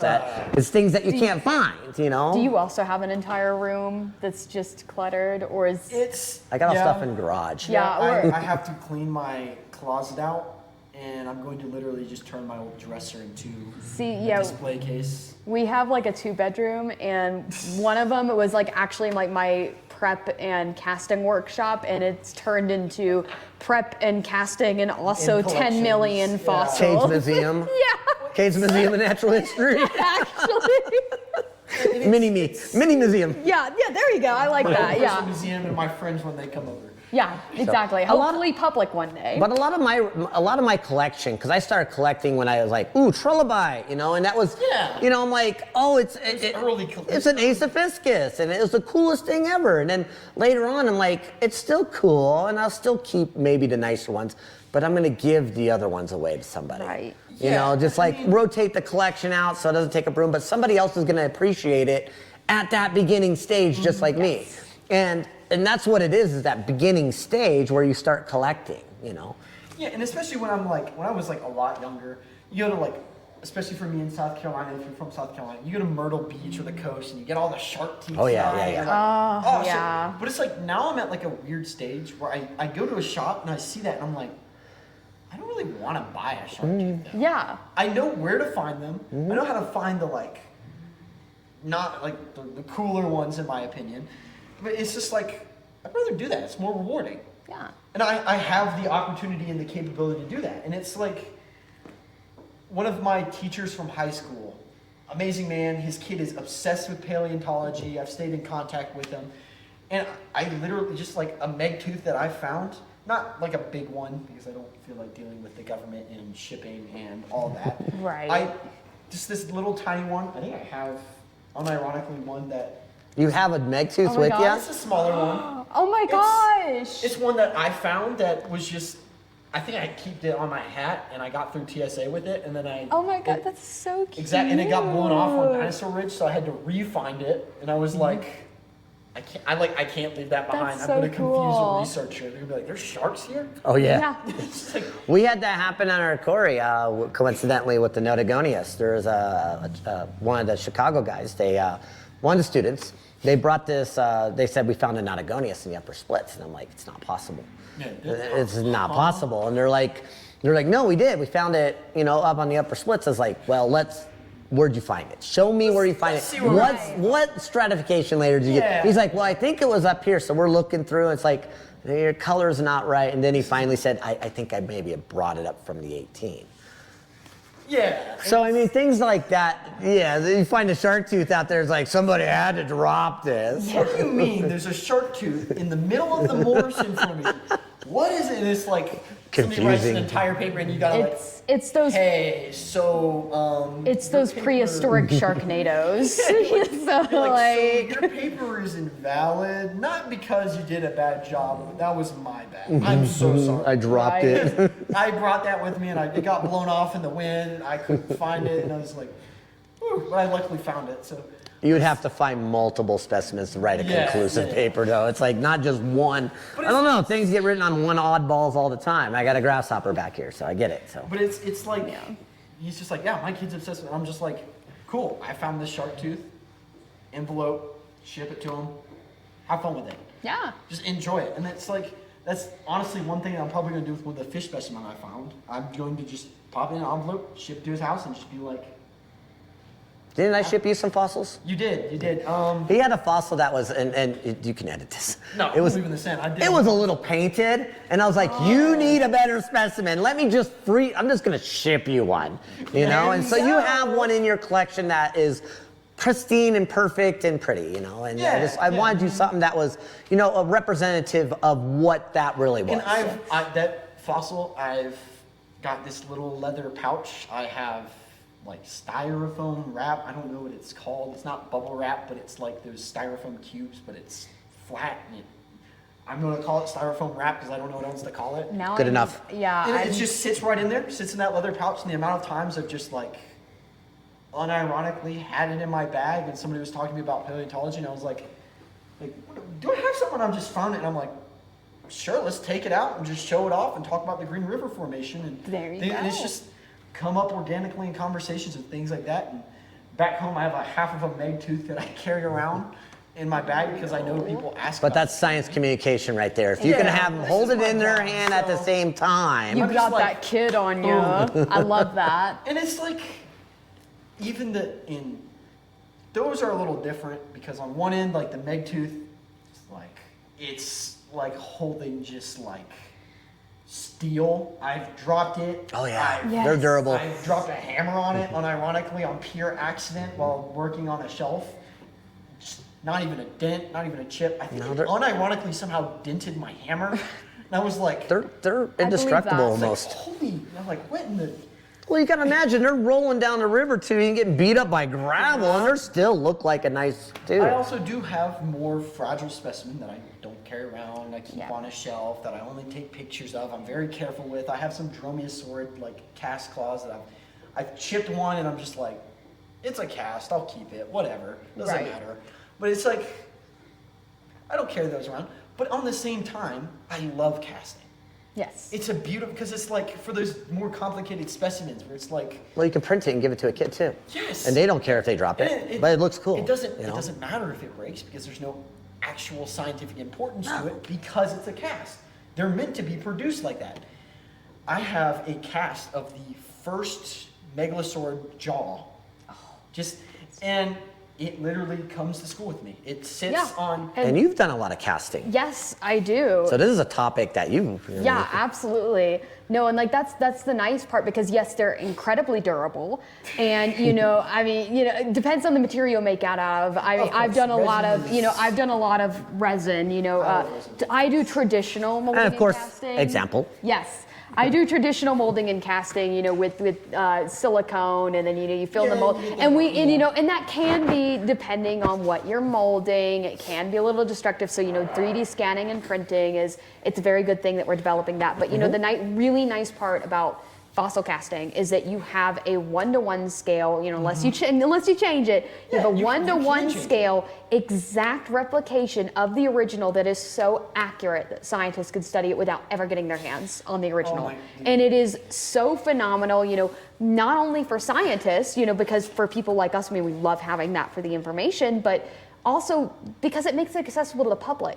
They're much cheaper and easier to get your hands on, say if you're, you're just a kid who's really interested in that. You've got great parents who want to buy you something, and you can do that. And you're holding a piece of history, and you're not going to break it into a million pieces if you drop it on a tile floor.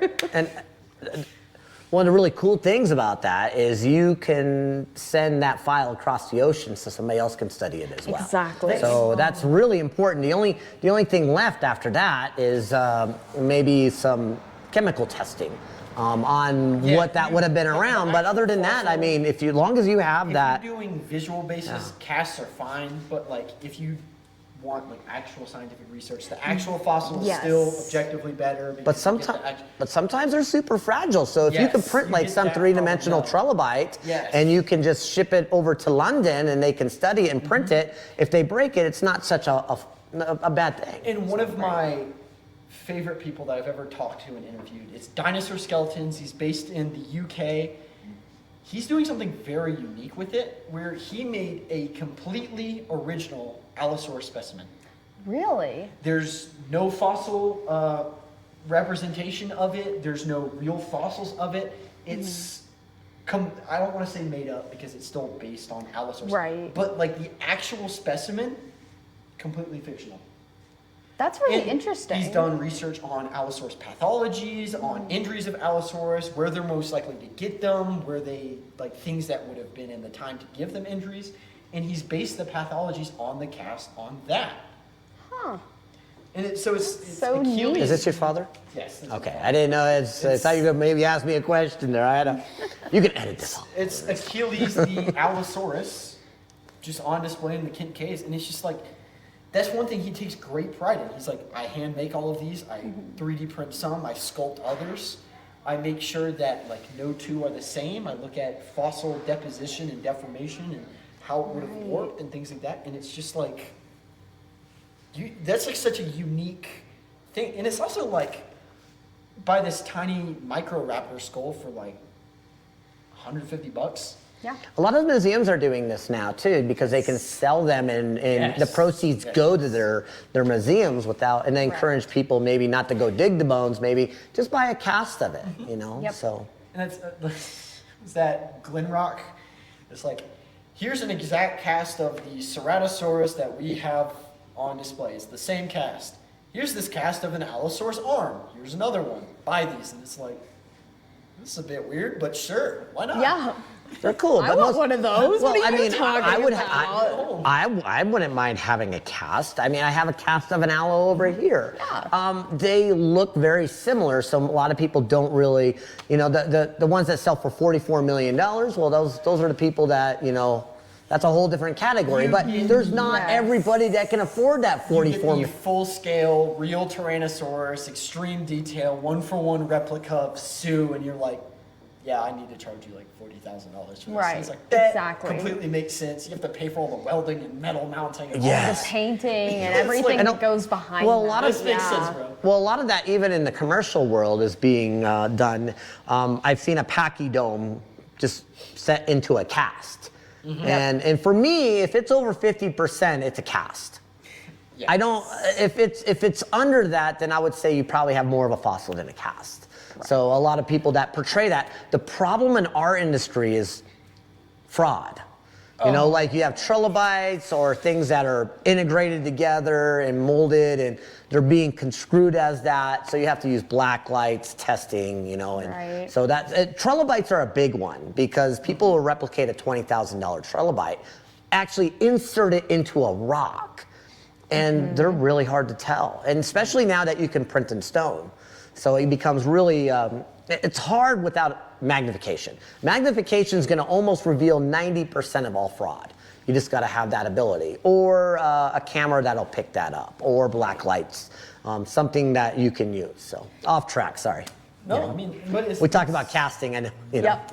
it's also one of the like, it's why I miss fossil skeletons or fossil crates. I don't know what happened. I don't know everything behind it, but I think he had to stop selling a lot of the like scaled skulls and things like that. I miss that. Why? Really? I don't know. Well, I know with like something like this, because we did print this. And what happened is she brought it in, the lady that printed it, and she's like, you can't sell that. I'm like, why? Because she goes, it's licensed. And I'm like, a lot of licensing. okay, I get that, so I It's understand. like, yeah, I don't have the license, Yeah. so I can't sell it. Because I'm gonna fossils respect it. can be copyrighted, Yes. which is really weird. crazy. Yes, it. Well, yes, I mean, it is. Not the Archaeopteryx in Germany. Never that one. Never, Yeah. never. I think everybody has a cast of that. I have a cast of it. I have a cast of I bought a that. cast of it today. Really? Like from one of the fossil shops like up the road. I was like, I see it. I could pay $150 online or $100 in this store. Was it done in tile or plastic? There's a guy doing It them. was tile. Some people are I think doing it was tile. They are slick. They look so good. I seen them in Tucson this year. I'm like, man, that looks really good. I was thinking about buying some for myself. I never got back to it though. I was Think like, about how iconic a fossil like that becomes because of casting. Yes. All of us in this interview literally have one because it's that accessible. Yeah. Yes, yes. Exactly. And it's like Absolutely. you see it and you're just like, that is it. That right there. That is that. And you don't even have to do the peel and pull anymore. It's pretty much scan and print. Right. You know? So you don't have to deface it by, oh gosh, I'm gonna pull bone off at the same Especially time. with you know? like the rise of CT scanning. Yes. We're gonna get so many like where it's like, oh, we can't take this fossil out of the rock, it'll obliterate it. What do? CT scan, print. Yeah. And that's Put that together. Phenomenal. And that's why we did what we're doing with our crocodile right now. A lot of people, what they do historically is take these crocodiles and cut them out. And then they'd shave off the whole belly pan, literally grind them down. And it makes my stomach hurt thinking about it. So they can insert it into a flatter rock. We did not do that. We left it in there because CTs will catch up one day, and I don't want to be the guy that you ground off all that evidence. So we're trying to do the right thing first, but the problem is you have to reinvent the whole wheel to do it. So it's a whole new process. Oh, yeah, it's uncharted territory, and people go, why isn't it done?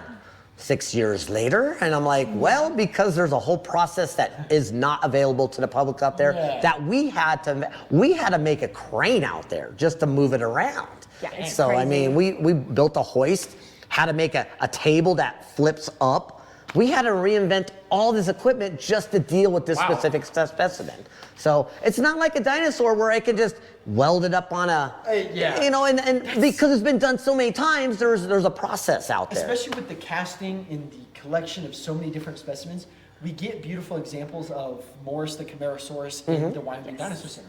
It's 95% complete, but you still have that 5% that's not there, recreated and placed in there with it. And you can tell them apart. And that's a beautiful, like, education example. Like the Triceratops at the Moor. Yeah, it's totally different contrast of color. And I like that because it actually shows it's like what is real and what is not, but what it did look like. So Yes, you I can like see that the concept. full example, Yes. but you get both at where you're like, here's the real part, here's the recreation part. Yes. You can tell that example. And I think that's a very beautiful capability. But I mean, circling that background to what y'all do, getting to keep the real fossil instead of having to buy some cast, your 14th cast of a Tyrannosaurus tooth from some sketchy website that comes back and it's just a blob and you're like, Have you had an experience? no, but I know people who have. I believe it. I believe it too. It's some poorly 3D printed, you can see all the lines from here and you're like, Oh, yeah. It's not printed Dang it. it's not printed on bamboo. It's, but it's like, cool, I can get this real fossil that's affordable, practical, and I can show it off. And then you can put it in a collection with other things, and you can, so when people are like asking, oh, this one's a cast, this one's a cast, well, what is this one? You're like, real. And it adds that like a slight sense of pride in there too, where you're like, I collected that, it's real, I know it's real, I pulled it out of the earth. Yep, exactly. I probably filmed it. Yeah. I definitely did. Yes, you But did. I have an alligator skull. Cool. And I've had people be like, oh, is that real? I'm like, it's real. I'm like, oh, how'd you know? Well, I pulled everything that's not bone off of it myself by hand. Yeah. It's like, well, that's a pretty good definitive answer. It's the same thing. It's like, oh, well, you know, you have this thing. It's like, well, how do you know it's real? I sat there in the hot sun for 8 hours and chipped away at a stone until it was exposed and pulled it out of the ground myself. Yeah. And it's like, this thing, you're like, yeah, I did that. And it's something that like anyone can experience. Anyone.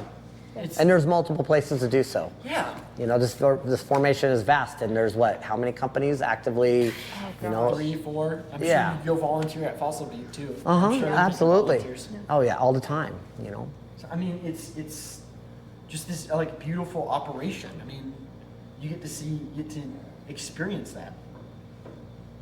Spam. You're good. But it's also like, if somebody does want one of those more expensive fossils that you can't just find as easily, Right. they have that opportunity as well. Yeah, they can purchase it as well. You have three or four stores right in this town where you have all that, and I'm sure, especially in this town, you get a lot of the stuff that comes right out of the quarry. Oh, of They're course. just You like- can see it in my shop alone. You know, mean- but then you have some lineage pieces like behind you that came from Ulrich's before Ulrich actually signed his pieces. I think it's like 1971 on the back of it. So, That guy's cool. I got to go up there and talk to the guy there. yeah, I got some pieces. 60s. I went back to Philadelphia and picked up a whole bunch, and there's actually a hat-in-hand piece right there. So that's even wow. more old prep. And it's like right off the bat, I can already, it's like mosasaur, cave bear, trilobite. Yep. Is that sea scorpion? But that's- you will not be able to see that. You better edit that, but that's a lion. Oh, it's a lion? It's a cave lion? Yes. Oh, Sorry. the more you know. Yeah. What do you know? We are a perpetual student. I really want to tell you though, because somebody's gonna call you out on it. That looks like a lion. No. I'm not even I make mistakes. Don't. if I advise everybody watching this to go do more research themselves other than just regurgitating what I say. But to be quite honest, you're the third person that's walked in the store and said that. So I mean, it's yeah. At first glance, you would think, yeah, because they're more common. You know, a lot of people do have cave bear skulls, but you know, the cats are a little bit more elusive. Not a lot of people have them, so. It's like, those are things that aren't found. Yeah, they're not indigenous to the area. I won't say here, but because I'm sure you can find them in Wyoming somewhere. Sure you can. But specifically Kemmerer, the Green River Formation, absolutely not. They'll probably find a Hoplophonius, if anything. So, Yeah. That would be cool. Yeah, way cool. But it's like, That's probably Brule Formation, more or less. Yeah. you get this opportunity to come in and see that, and I mean, if they have the money, they can buy it too. It's an Sure. option. Yeah. And it's you can go online. You can buy something from some fossil shop online, but it's cooler if you're in a place, you see this cool fossil, like the Archaeopteryx. I know like 10 different websites where I could just go and buy one for like 50 or 20 bucks more expensive, so I kind of just got a deal as well. That was part of the reason. But it's also just like, I'm here now. I'm on this trip. Why not? Right. Like, I can look back at it, and it's not only just a cool like display. I can be like, yeah, I remember going to Kemmerer. I remember walking through that shop. I remember waiting to do an interview with InStone Fossils. I remember the day before I was in a quarry digging up things. I remember that trip. Yeah, you were there and you Yeah. did that, and It's going to entice memories that you're going to live with the rest of your life. So- and when I get my museum and I put it up there for everybody will see it as the Archaeopteryx. They'll build their own memory of coming to that museum and seeing it. You got but then it. on top of it, I have my own memories, and it has its own story on top of it. And it's such a beautiful. And it's why I love. I love museums. I love going there. I love showing stuff off myself. I love talking about the displays. But it's like, I could sit here and talk about Tyrannosaurus for the 13th time, or I could go ask somebody who works there, how'd you acquire this? Where did it come from? Right. And you get this cool story that nobody knows because it's not on a plaque, because if it was, 95% of people probably wouldn't care. They're just like, tell me the info. Yep. But it's like you get this cool story of like, oh yeah, well, we did this weird trade with this guy in South Texas who 3D printed it, and we sent him a real Stegosaurus for a display nearby, and so now we just traded, and we have this entire Tyrannosaurus, and you're like, whoa, what? So was that the real story you got told? No, they were doing... Well, that was because I'm starting to form a connection with the guy in Texas. No. But, the real story was, where was it? The Tate Geology Museum in Casper. Yes. They were sending fossils from there to Germany, and the German place was sending fossils to them. So they were literally trading fossils back and forth to put in each other's museums. That's amazing. And it's like... Was it Holzmaden or Solnhofen? Sorry, I like German fossils. Fine. They had all kinds. They had like a 3D replica of the Archaeopteryx, of course. Yes. That's, of course, you're going to get that one. Right. They had some, I think, they had a pterosaur. They had a pterosaur recreation, but they had in Casper, the trackway of the pterosaurs. So they made a cast of the trackway and sent it to them. Cool. The Germans sent a cast of the pterosaur over to them. So now they both have each. That's and so it's like, cool. You just completed an entire display with something that you didn't even think about. Like, yeah. And it's just such and when people walk in there, they get that, grasp that, and they're like, maybe I want to go visit Germany because that's interesting too. There you go. Maybe I need to make a Germany's plan. on my bucket list somewhere. Well, yeah. Yeah. I haven't been there either. I've been to St. Marie. Actually, my friend texted me a little while ago. He's like, "You coming?" I'm like, "Not right now." He's showing me ammonites, and I'm like, "Ooh, cool ammonites." Save some for me. Give me the car keys. It's an interesting idea of like, especially here, where it's something that you can, and it's like, you never really know once the fossil leaves that quarry. It might genuinely just wind up in a museum somewhere. Yeah. Definitely. And like, one day when you're just going on a trip, South Carolina, if I've opened, when, not if, I've opened my museum, you just in there and you're like, That fossil looks weirdly familiar. Hey, curator, could you turn it around, please? Yeah. I've done that before. I'm like, can I talk to somebody really quick? Because that Diplomystus is upside down. It's driving me nuts. It's just like you look at the little tag and you're like, Kemmerer, Wyoming. Kemmerer, Wyoming. Huh, I know that. And it's just like, from there, it's just like you basically built a massive web of just letting people have something that isn't accessible in other aspects. I think that's beautiful. Well, it's this and trilobites and ammonites are like the staples, you know, and you can get many of these like trilobites. You dig fossils and you're gonna find a bucket and say take as many as you can. I still got buckets in my garage that I'll probably never process. It's overwhelming like Nidia. Yeah, I need to go there. I have not been. It's a little out of the way for this trip, but I do have plans to go there someday in the future.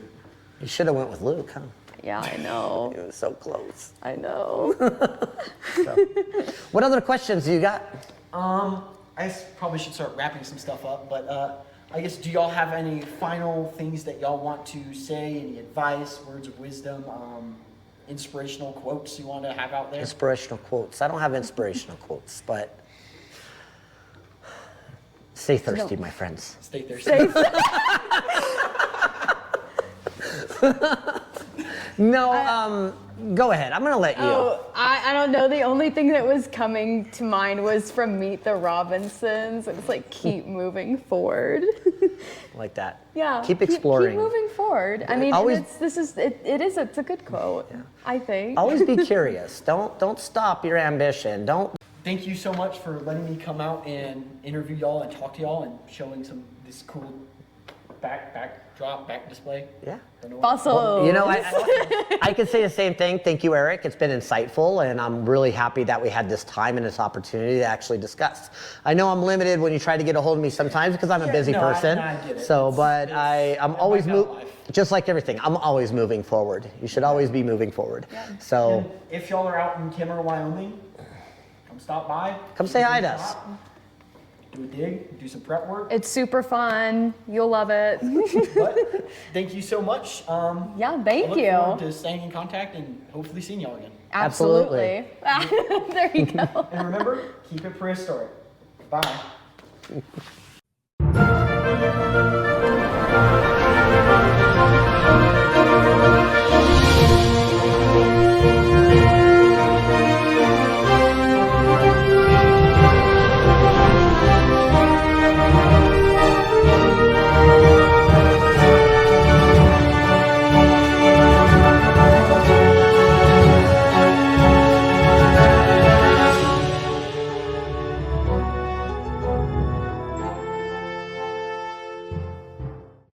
Commentary, right? Yeah, That's it. You want every bit of B-roll you possibly can. You know this. Come on. So I know ours works.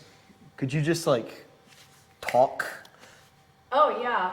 I am talking about things That is and stuff. Perfect. That's Yeah. a perfect level. And you're doing a great Yeah. job with things. I love yapping. You're gonna love this later that we're just having a good time here, right? Yeah. You gotta have I'm gonna move that at the Yes, yes. See, they're real people. They're real people. They're not just all this. Where was it? Morrison Museum of Nature and Science or Natural History over in Denver. My good friend, coincidentally, side note, Brent Lewis, he lives right across the street from there. Like literally right across the street from there. He owns that house. That's pretty cool. Yeah. So There's one section that for whatever reason I was recording on my phone, and every second of it became its own individual film. Oh, I love that. So and then for like about half a minute, nothing. Then it recorded again, and I was just like, how am I going to edit this together? If for some reason I put it in there, it was perfect. It just got every second just as its own film. It was really weird. throw it in Premiere Pro, you'll be good. Yeah, just there like, You're good, you're good. I was like, No one's gonna know. why did I do this? No one's gonna know. How are they gonna know? We watch way too much social media to know exactly what that means. Nobody's gonna know. Or like Josh Matthews, that when that Packy bone fell off, it's That crack was already there. He sounded so much like, what's his name off Star Trek? Oh, come on. The original guy. The old dude. I don't know. You guys did watch Star Trek, right? No. I've seen very bits and pieces of it. Oh, No, I'm a Star Wars person. well, of course, I get that, but I've not seen Star Trek. somebody, if they're watching, it's gonna be like, it's that guy. You don't know who that guy is. Trust me, so I'll put this at the end between the outro and the whatever to get the Yeah. next video. You want human. yeah. somebody you want somebody real. will be commenting something. I get the some blooper reel. The blooper reel. The blooper reel. Captain letters Kirk. right here. It's Captain Kirk. Captain Kirk. Yeah, he sounded just like the Captain main guy? Kirk. Yeah. He's like, that crack was already there. I'm like, that's fucking Captain Kirk. All right, so let's get into it, huh? All right, so let's get rock and rolling. Okay. 3 seconds so I can actually Emphasis edit it. on the rock. Well, he needed. I heard. Oh, it's. I thought it was the GoPro. I was like, it can talk? It can talk? No. It's commune. No, it can't. It's trying to tell me something. I know it. Whoa, did it say recording? I didn't realize that in audio setting. It doesn't. Collectively losing our minds. You went to the bathroom, so it's just gonna be us right now. Uh-oh. Yeah, that's true. I operate Are you out of done? spite. Is it over? I think it just after a while makes one big cut Oh. there. Oh, yeah. My DJI, it stops at like so many minutes. Oh. But it doesn't stop. It just keeps on rolling over to the next, so. I think that's so you don't have to download like one 100 gigabyte file. The one that I downloaded the other day was like an hour and 50 minutes. Oh my From the God. conference house. I hate that. It's like, all right, I'm leaving for tonight. Just download, go, That's bye. crazy. I need more. Come back in the I just need more RAM. So. But